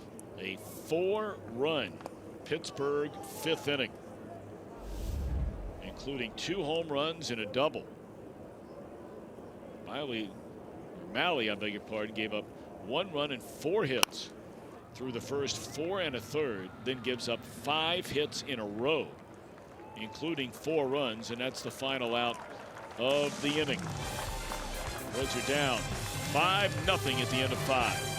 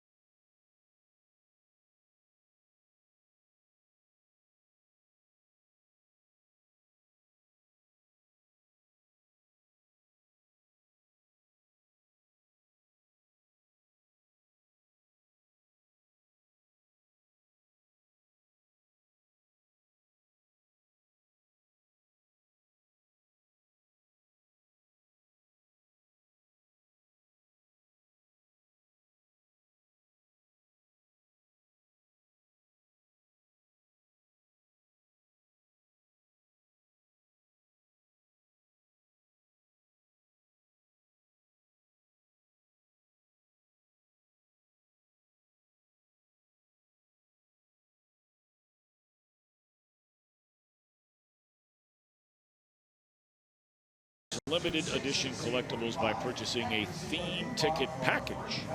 Visit Reds.com/themes. Theme of this one has been this entire series, this Pirates offense. I mean, I know they were shut down the final 5 innings of last night, but you take away those final 5 innings, and this has been a hitting team for 3 other games. You know, Tom, I got to correct something we talked about earlier, and he's been moved around quite a bit the last few years, but Jerry Narron is the bench coach of the Diamondbacks, not of the Indians. I remember seeing him in spring training, and I just got the 2 ball clubs mixed up. By the way, the Diamondbacks and the Cardinals were playing, and they just had a bench emptying brawl, including Yadier Molina shoving an umpire to be able to get after the Diamondbacks manager, Torey Lovullo. So we'll see how that ends up. He did not get ejected from the game for that, remarkably. We'll see it over and over and over again. Oh, yeah. I'm sure on our postgame show. Absolutely. All right, Reds with some work to do. They've only managed 1 hit against Jamison Tyone through the front 5. Goslin bats for the first time since coming into the game a moment ago. This guy's done a nice job when he's had a chance to step to the plate. And he's gone on 3 pitches to open the 6th. 5 strikeouts for Tyone. And he's still not walked the batter all year. I'll tell you what, Tyone has just looked, it's just as sharp as a razor's edge here this afternoon. Look where those pitches are in this at bat. I mean, his curveball is falling off the table, his fastball on the edges with some action.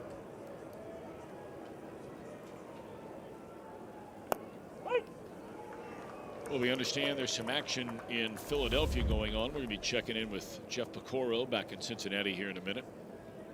They scored the 20 runs in the game last night. Reds are on their way to Philly after this one today, and that's out number 2. And all right, Jeff Piccoro, what's happening in Philly?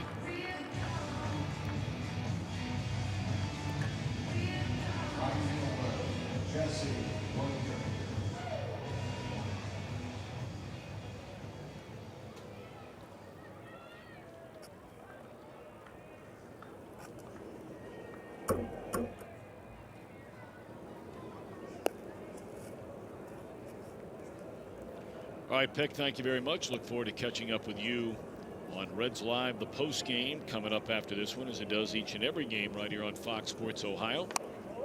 2 down, nobody on for Winker. 0 for 2 today, struck out and grounded to short.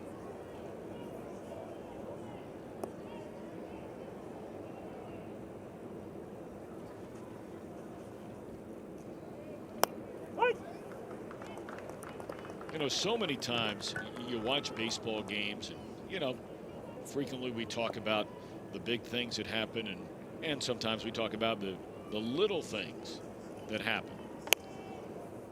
And you go back to Winker's last at bat in the 3rd inning. Billy Hamilton was a runner at first. It was a 1-0 Pirates lead. There were 2 outs in the inning. You made the point, hey, if Hamilton goes and gets thrown out, you know, you'd have a top of the order coming up. What's wrong with that? Hamilton never ran during the entire at bat, and Winker gave him a chance to run. The ground ball he hit to the right of the shortstop. If Hamilton is running on that play, the shortstop comes to cover the bag, and that ball goes into left center field. What happens after that, who knows? There's a pop-up in the right. And that's a 1-2-3 inning for Tyone yet again, his 4th of the game.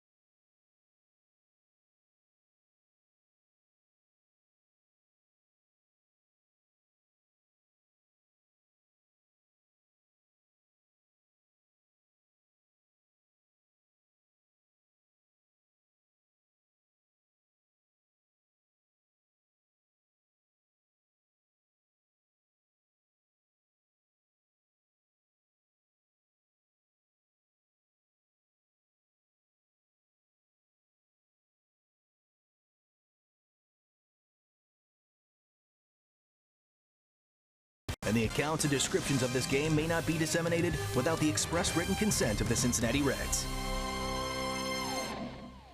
Amir Garrett set to begin the bottom of the 6th inning. The Reds trail 5-0 after a 4-run Pirate 5th to chase Tyler Mahle, who had allowed just 1 run and 4 hits through the front 4 innings today. Of course, Cody Reed will make his first start in 2018 tomorrow. That'll be the opening game of a series in Philadelphia. Reed, along with Brandon Finnegan, went down and threw a simulated game in Louisville against the Bats the day before their season opened 3 days ago. Now, Reed did not have a particularly good spring. He did throw more strikes. So, you know, Brian Price was encouraged that he was throwing the ball over the plate. The worrisome part is he was hit pretty hard, but he is nonetheless still a big prospect in the Reds organization, even now, and everything he went through last year. And we'll see how it goes tomorrow night in Philly.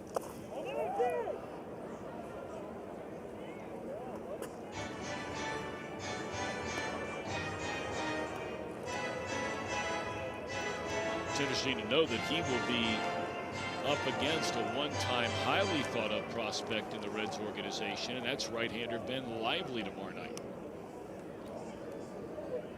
I think that was a Marlon Byrd trade, was it not? Good deal. For who? Gone on strikes is Moran. And that's the way we open the 6th inning.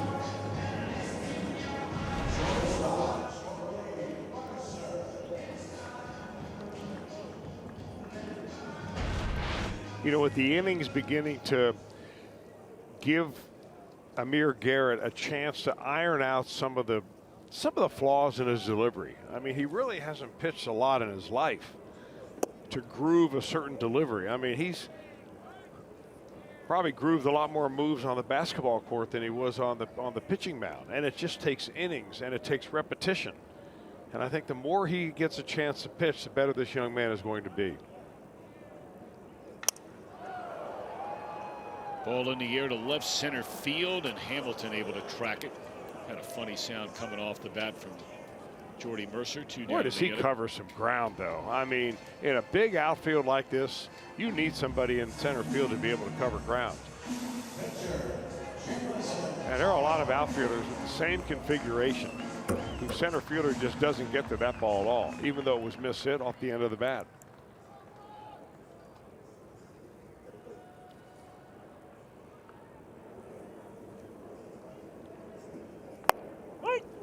For Garrett, this is the 3rd game in which he's pitched. And now with what? He's pitched 1 full inning of this game. So he's gone 3 2/3, allowed 1 hit, no runs, 4 strikeouts and 1 walk. He had just an incredible spring. And really, you know, Brian Price never said it. He always included Garrett's name in the conversation. But I think everybody who went to spring training saw that he was kind of on the outside looking in as far as contenders for the starting rotation. And we've talked about it many, many times.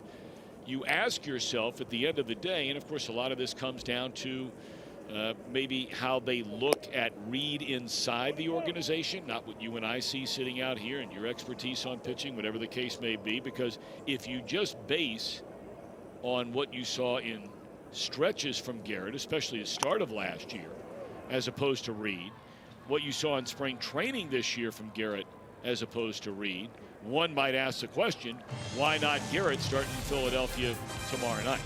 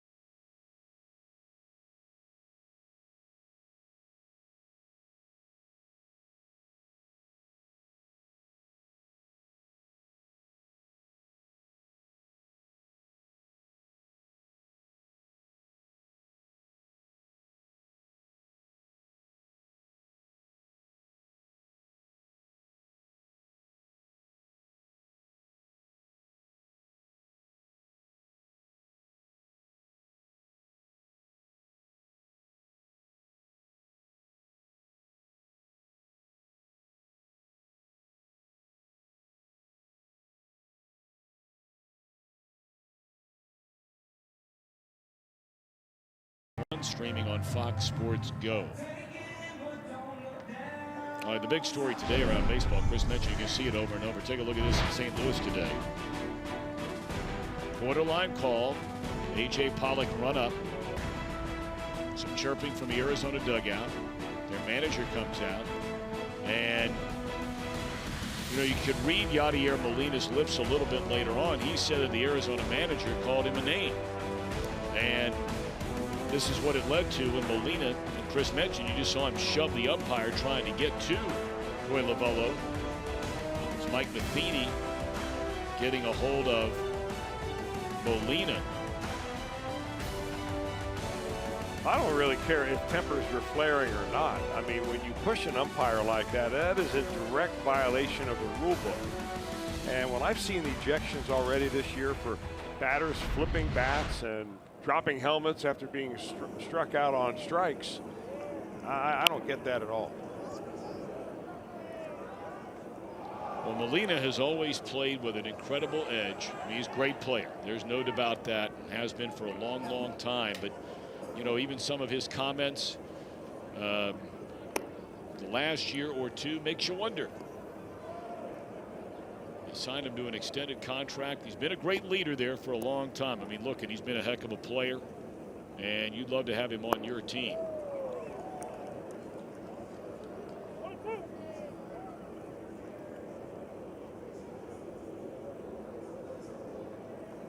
And of course, we don't know, and I'm not sure we ever will know exactly what was said by the Arizona skipper there. As a strike three to Cliff Pennington, his first time up to the plate.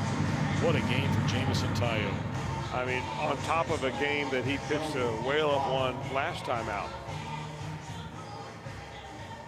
9 strikeouts, no walks, and 5 2/3, I think, last time. And he is just in some kind of groove right now.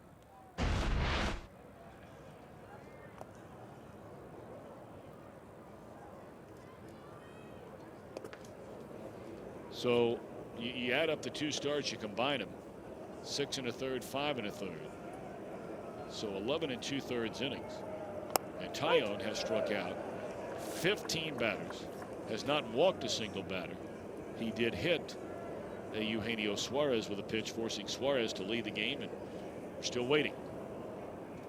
I mean, the Reds have to know, or have to have a pretty good idea by now. When a player comes off, they get you in that x-ray room, and it is right now. The question becomes, is there somebody around that can read that thing and definitively be able to tell you that, you know, everything's okay or something's wrong?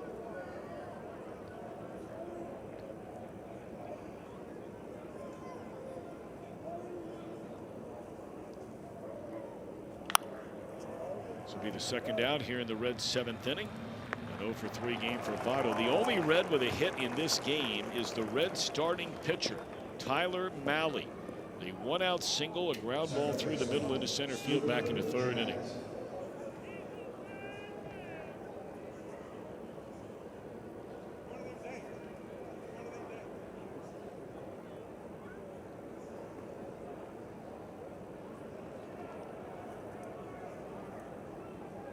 Scooter Gennett 0-for-2.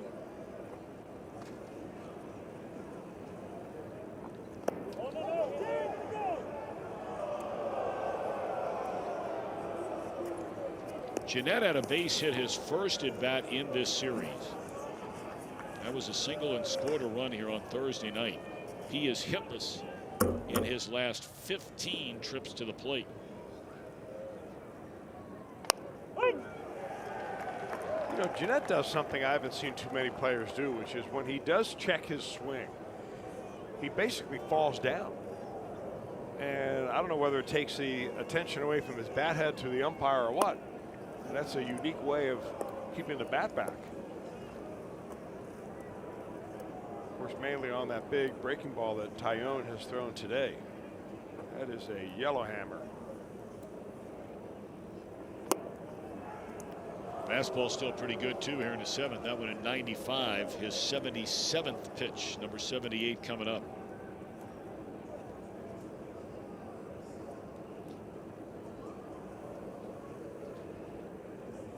Well, the groove that Taillon is in right now, even though he gives up a walk to Gennett, you know, this guy could throw 140 pitches today without even working up a sweat. I mean, that's just kind of effortless groove that he is in. Quick message from Miami Valley Gaming. Get ready to get lucky.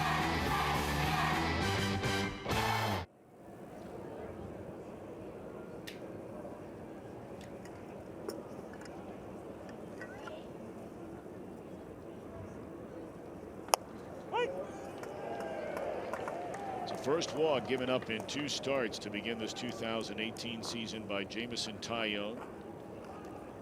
And it comes to Scooter Gennett with 2 outs and nobody on in the Reds' 7th. Pirates 5. Reds nothing. Duvall trying to change that right here and right now. I mean, the last time this guy pitched out of the stretch in this game was after he hit Suarez to begin the 4th.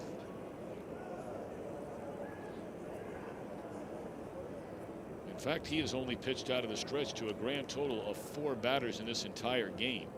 2 in the 3rd and 2 in the 4th.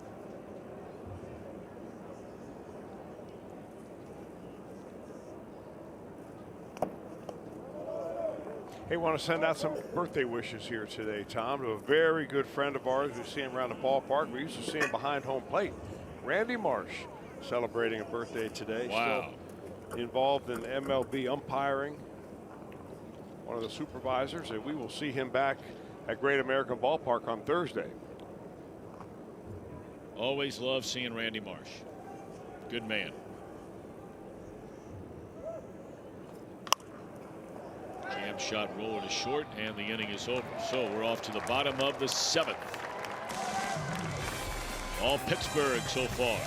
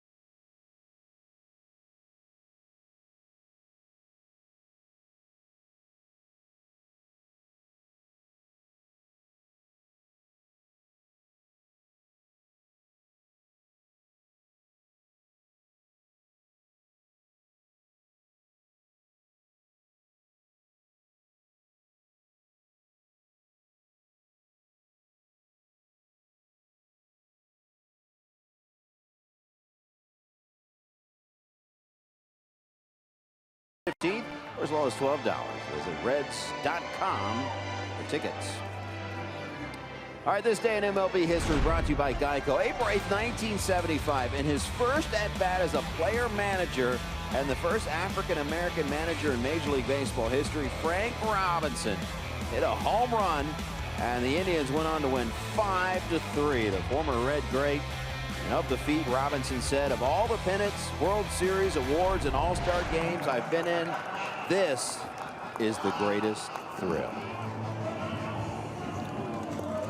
And of course, he had so many of them. You know, we were talking on a radio show yesterday down in Bowling Green, Kentucky, and I had made a comment on the air. Christian, we made the same thing about how Joey Votto, I believe, will go down as the greatest offensive player in the history of the Cincinnati Reds franchise by the time his career is over.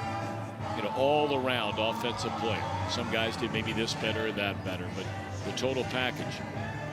Caveat being, I'm still convinced if Frank Robinson had spent his entire career in the Reds organization, you'd be hard-pressed to say that anybody would be better than Frank Robinson. You're right about that. I mean, this guy, and it was he's back had an in the- extraordinary career even after baseball. And that was back in the day, Tom, when you would routinely be knocked down, intimidated at home plate, dust yourself off, and get right back up and hit.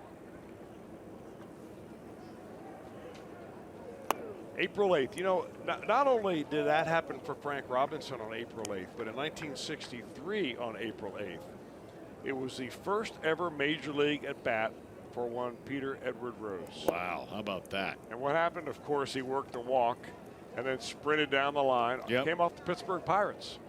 Earl Francis on the mound.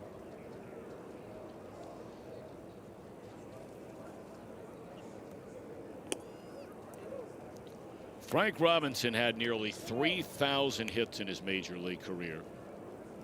Of course, he hit almost 600 home runs, 586. He knocked in a whopping 1,800 runs in his career. And you know, it's extraordinary with all of those power numbers. One of the great sluggers of all time, Robinson. He struck out just 100 more times in his career than he walked. 100 in 2,800 games. And terrible news we just received from the Reds clubhouse. Eugenio Suarez has a fractured thumb. So Lord knows how long that will be for Suarez. And of course, Chris, the first thing most Reds fans, after being bummed out that they heard the news, and here's when it happened, it was his right hand on the pitch in from Jameson Taillon. The first question most are going to say, is it now time for Nick Senzel? Remember, you can bring a guy up now. You can send him back down later when Suarez comes back and still keep him, you know, under the radar from that early arbitration or early free agency. Under control is what a team wants to do with every good young player. You want to keep them as long as you can before you lose them to free agency. And that's where just a couple of weeks can make a huge difference in the course of a team's progress and the career of a young player where he's going to be. So is it time for Senzel? I thought it was time out of spring training for Senzel, but I understand why you want to keep control over Nick Senzel as long as you can. So you probably see a temporary move, an interim move, so to say, before you end up seeing Nick Senzel up here. Well, that's a shame, real shame for Suarez.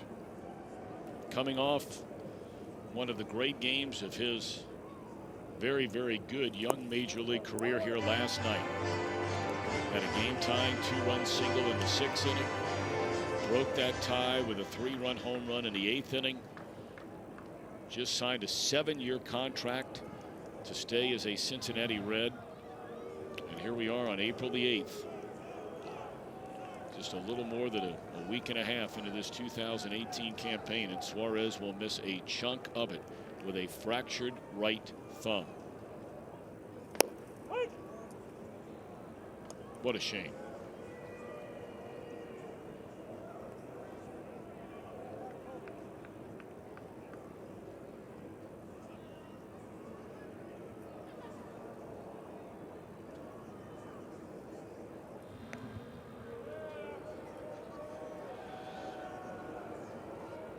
Of course, he'll be in good hands. Dr. Timothy Kremchek and his entire fleet of physicians out at Beacon will get to work, I'm sure, right away on Suarez. I'd be stunned if he made this trip. This will be a line drive double play. I would imagine they get him back to Cincinnati, and whatever you can do sooner rather than later to begin any kind of treatment on that thumb.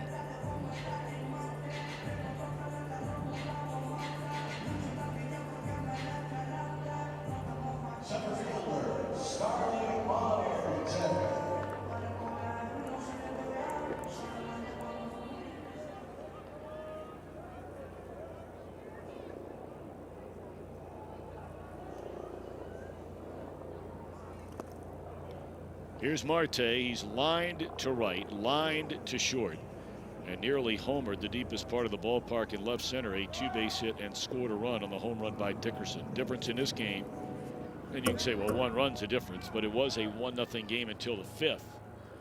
So the Pirates, after the first batter in that inning was retired by starter Tyler Malley, had 5 straight hits leading to 4 runs. And 1-0 became 5-0 right quick.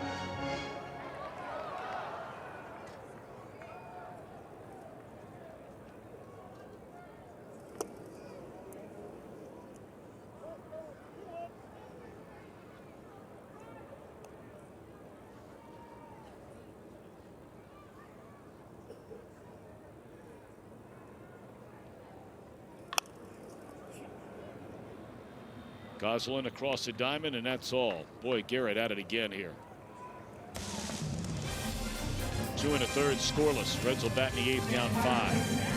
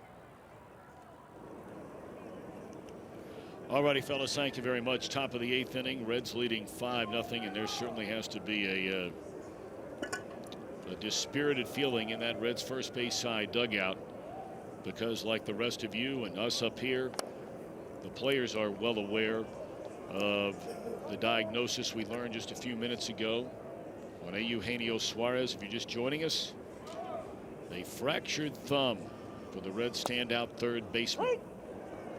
And we've not been told, what that means in regard to how long he might be out. All the speculation will begin. We've already started a little bit of it up here as to what roster move, what might the Reds do moving forward. Straight up in the air by Tucker Barnhart. You go through the whole Senzel thing, and again, this is just, speculating as to what the Reds conceivably could do. One, again, you don't have to keep a guy down there for the first X number of days to still have him under control. That's exactly what happened to Amir Garrett last year. He started the season with a big league club, and then they eventually sent him down to buy back that time, if you will. I think a lot of people think you have to do it that way because of what the Cubs did 3 years ago with Chris Bryant. He had the monster spring training. They send him down for the first, 15, 18 days of the year. Then they bring him up. He's never gone back. But I find the whole, and I'm interested in talking to Dick Williams about this particular topic. Obviously, he has a lot more on his mind today than getting into this kind of discussion with anybody. But I have just found, I guess the word is somewhat perplexing, the whole sort of Senzel movement in regard to position right now. I know they want him to be able to play multiple positions. He's a very good athlete, all that kind of thing. There's a line drive by Mesoraco for the second out of the inning. But of course, Senzel played shortstop at the University of Tennessee. When the Reds drafted him, he has played exclusively and only third base in the minor leagues his first full year last year. He comes to spring training this year, and boy, you talk about having, you know, a good mentor. Barry Larkin's down there working with him along with Freddie Benavidez, and they have him playing shortstop, because you look at what, you know, the Reds, when they're viewing their team, let's be honest about it. Jeanette is coming off a monster year. Suarez is coming off a monster year. Cozart is gone. Peraza struggled last year. So when you look at those three positions, you say, you know what, not a bad idea for Senzel to start playing shortstop. And that's what they do. Although in spring training games, we saw him at third, we saw him at second. But he goes to AAA and he's playing second base rather than shortstop. And so some, you know, I certainly look at it and I'm like, well, you know, I know they know what they're doing, and those are decisions they get paid a lot of money to make. But if the best chance of him coming to the major leagues is at first as a shortstop, why is he not playing shortstop to begin the AAA season? Well, Tom, I know what you're saying, and it makes a lot of sense, especially on the surface. But I think in the long run, you don't really know where Nick Senzel is going to end up. True. So, you know, he may play shortstop this year, and 2 years from now, he may be entrenched in second base. Yeah. So why not get him familiar? Why not be able to use him, even if he comes up here, say he comes up here and struggles a little bit, and you start moving him around the infield a little bit just to find out where he's going to be comfortable. Let this be known about Nick Senzel. He is an offensive first player, and that's why he's going to be in the big leagues and be there a long time, because the guy can flat out hit, not because he plays great defense. Great point. I think wherever you put him, it's not going to be bad.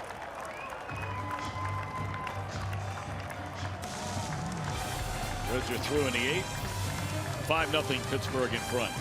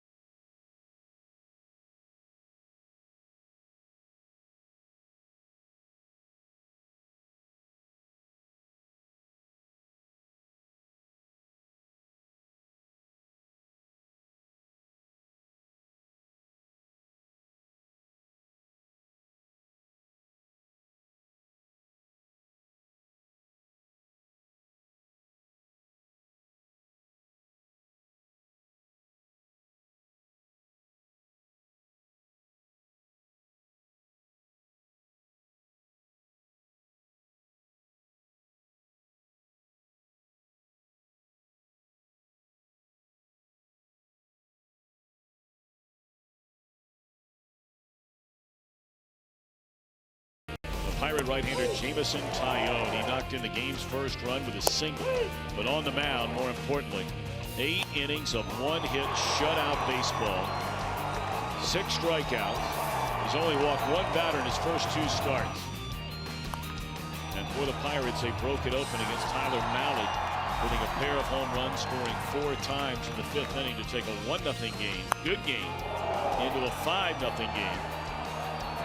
But by far and away the biggest story on the Red side of things today would be the news on Eugenio Suarez. Hit by a pitch by Taillon in the 4th inning, fractures his right thumb, and will be out for quite some time. Giovanni Gallardo, who got roughed up here in less than 1 inning a couple of nights ago, and that 14-3 Pirate blowout, takes over on the mound. You know, in the career of Giovanni Gallardo, April the 8th goes down as a huge day for him. Because after 4,044 innings, Randy Johnson finally allowed a home run to an opposing pitcher, and that opposing pitcher was Giovanni Gallardo. It was a 3-run shot, and he was pitching for the Brewers at the time, Gallardo was. And he ended up beating Johnson and the Giants, very end of Johnson's career, but beat him 4-2 that day. So it's almost like having a birthday if you can do that. There's no question. I mean, he'll be able to tell his grandchildren, I hit a home run off one of baseball's all-time greats. Yeah. Second most strikeouts in the history of baseball, only to Nolan Ryan for Randy Johnson, the pride of Walnut Creek, California. I've never seen a human being, in any walk of life, not baseball players, not anybody I've ever met in my life, have I seen a transformation of a human being in regard to being so introverted it was painful, to being at times so extroverted it can be painful, as the way Randy Johnson has changed over the course of his life, going back to his early baseball days. You were with him early on in Montreal, and I mean to tell you, now you get around him, he's constantly smiling, he's talking all the time, very easy to get along with, and that certainly was not the case for the overwhelming majority of his baseball life in uniform.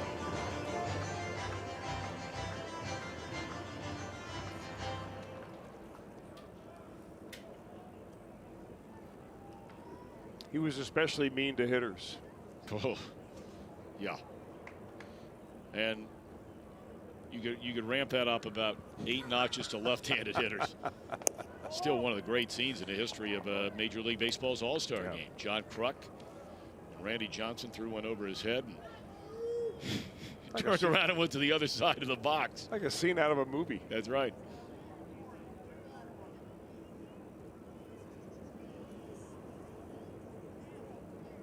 Isn't John Kruk announcing Phillies games now? Yes. So we'll see him tomorrow night.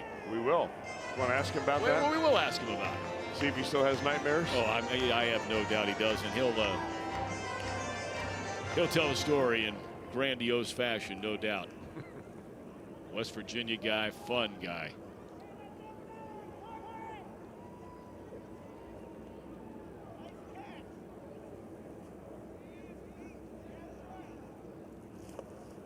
Swing and a miss, and that'll be strike 3 to Dickerson.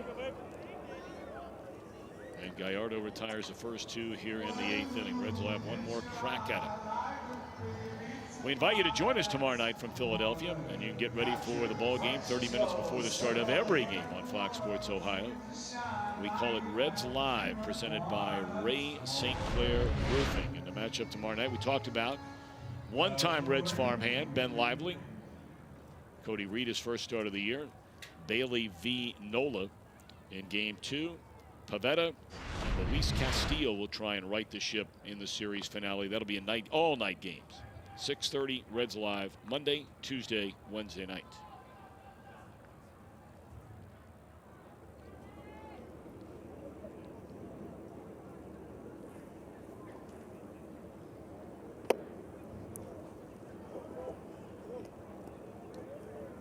Amir Garrett goes 2 1/3 innings, allows 1 hit, no runs with a strikeout.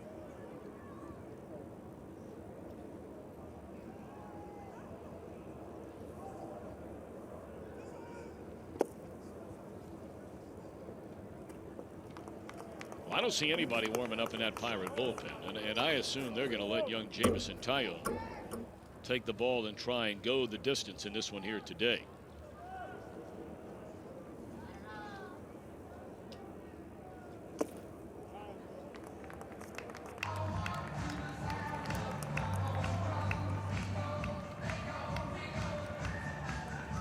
Taillon has never in his major league career, and we're not talking about a ton of starts here now. I mean, today was his 45th major league start.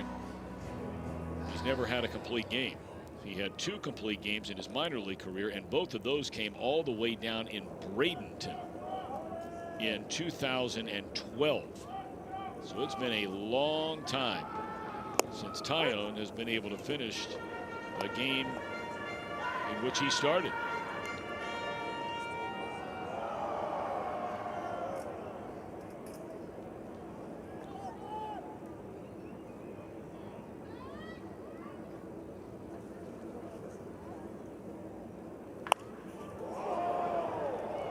Foul ball.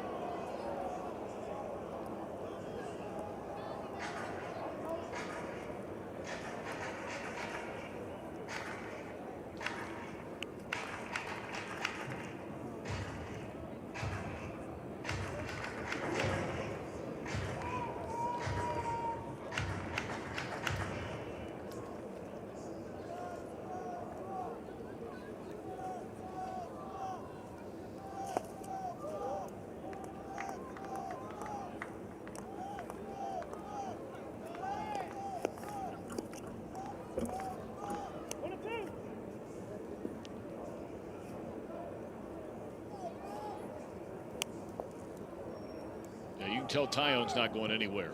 Got the jacket on, still focused. Everybody's staying away from him. He's going to get a chance to finish this thing up. He's allowed 1 hit. And that was a single to Tyler Malley all the way back in the 3rd inning.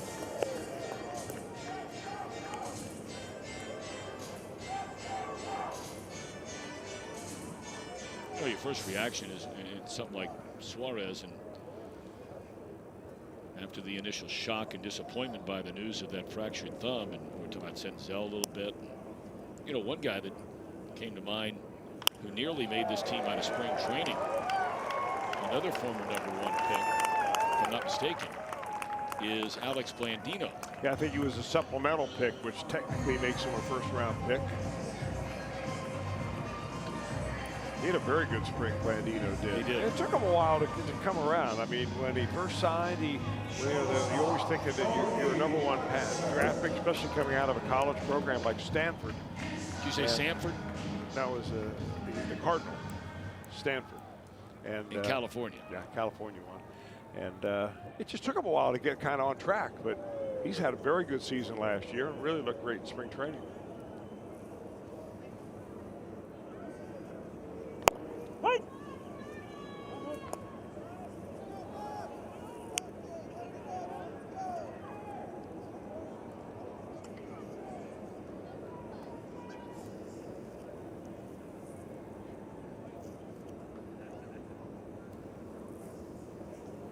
On the count with 2 on, and this one's in the air to right field.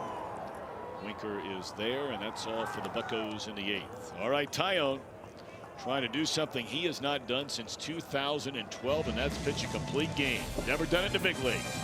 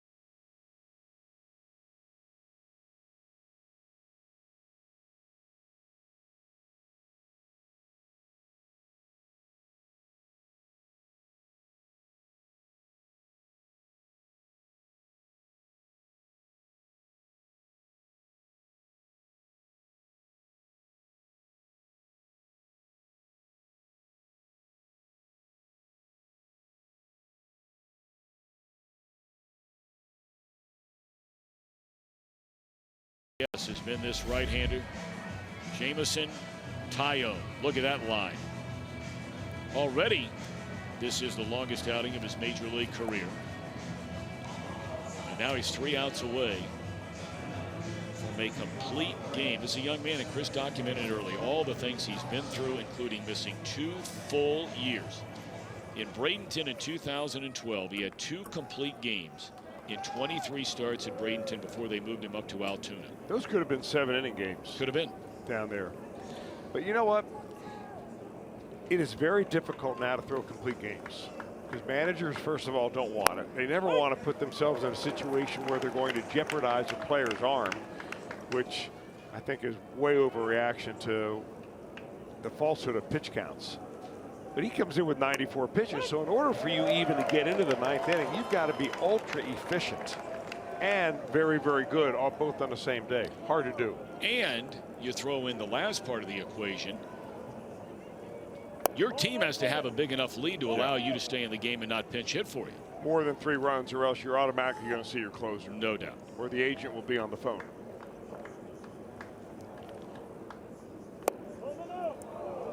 Billy Hamilton today has only had 2 at-bats. That's how good Jameson has been here today. He's walked 1 batter. He's hit a batter. That's a big story today with Suarez breaking his thumb. Tyler Mahle had the only hit against him, and that's strike 3. 7th strikeout.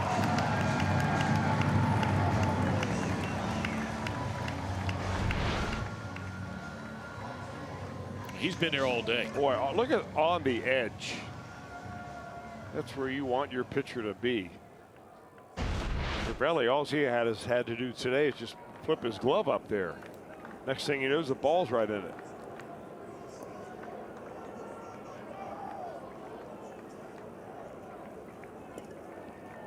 Jesse Winker 0 for 3 today.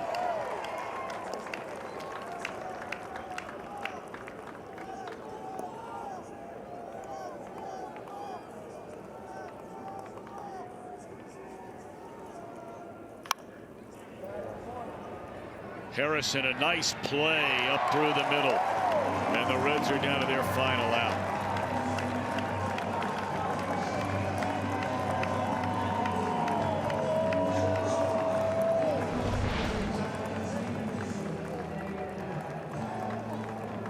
Wow.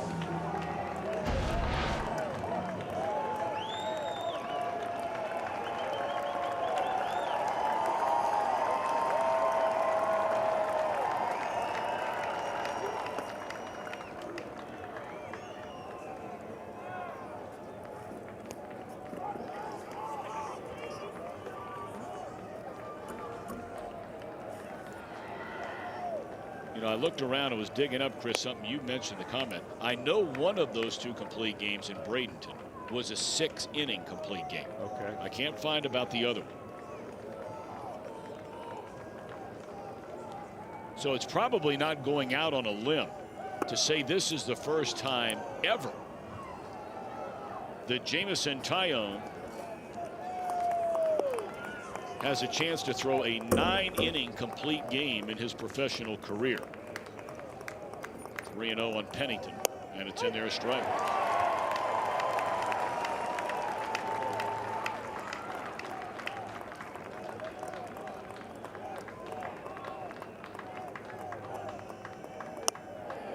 And that's off the inside corner, ball 4. Wow. And I'm sure there's some chirping from that Pirate dugout going on right now. The way this guy has pitched today, Clint Hurdle will maybe walk down and get on the phone just in case to get somebody up. That's right on the edge of that strike zone. And this guy's been pounding that zone all day long. Yeah, but you see the movement by Cervelli with that glove after he caught the ball, tried to frame it in there. That movement tells an umpire that it wasn't a strike. Even the catcher doesn't believe it was a strike. I think you're better off just to catch it and hold it in the spot you caught it in rather than try to move it. These umpires aren't fooled by the framing thing. All right, so Taillon walks his second batter. He's hit a batter. And now he'll face Joey Votto with a 5-0 lead. Runner at second.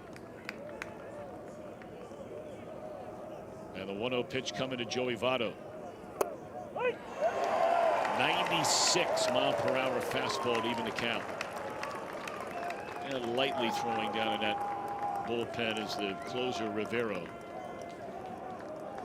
Even though it would not be a save situation for quite some time here. And look at that. Goes from 96 and then to 88, and Votto way out in front. Got it all working. Yep.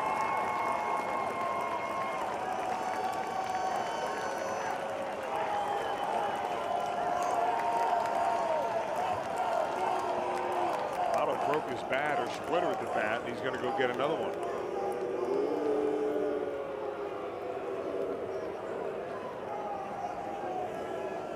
They just picked up Jeanette's bat kind of randomly and said, "Is this the best you got? I got to get you some better wood."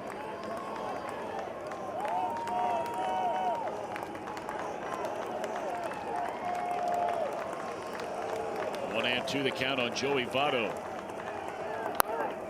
Soft liner into left field, and a catch is made by Dickerson.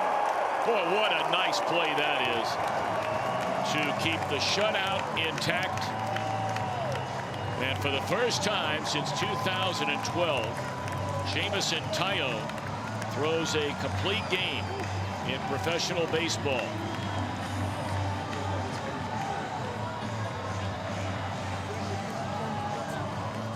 It's the first Pirate to throw a complete game one-hit shutout since A.J. Burnett. Been a long time ago.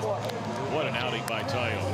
Very impressive right from the very get-go. Taillon was in control, drove in the first run of the game with a base hit to right field, and just really never looked back. You know, sometimes you feel like your offense wasn't very good. Maybe you beat yourself in the field by misrunning the bases. Wasn't the case today. When you've got a guy who is on his game the way that Jameson Taillon was today, sometimes you just got to tip your hat. All righty, so Taillon the winner, and the loser is Mahle. The Reds go 1-3 in the 4-game set here in Pittsburgh.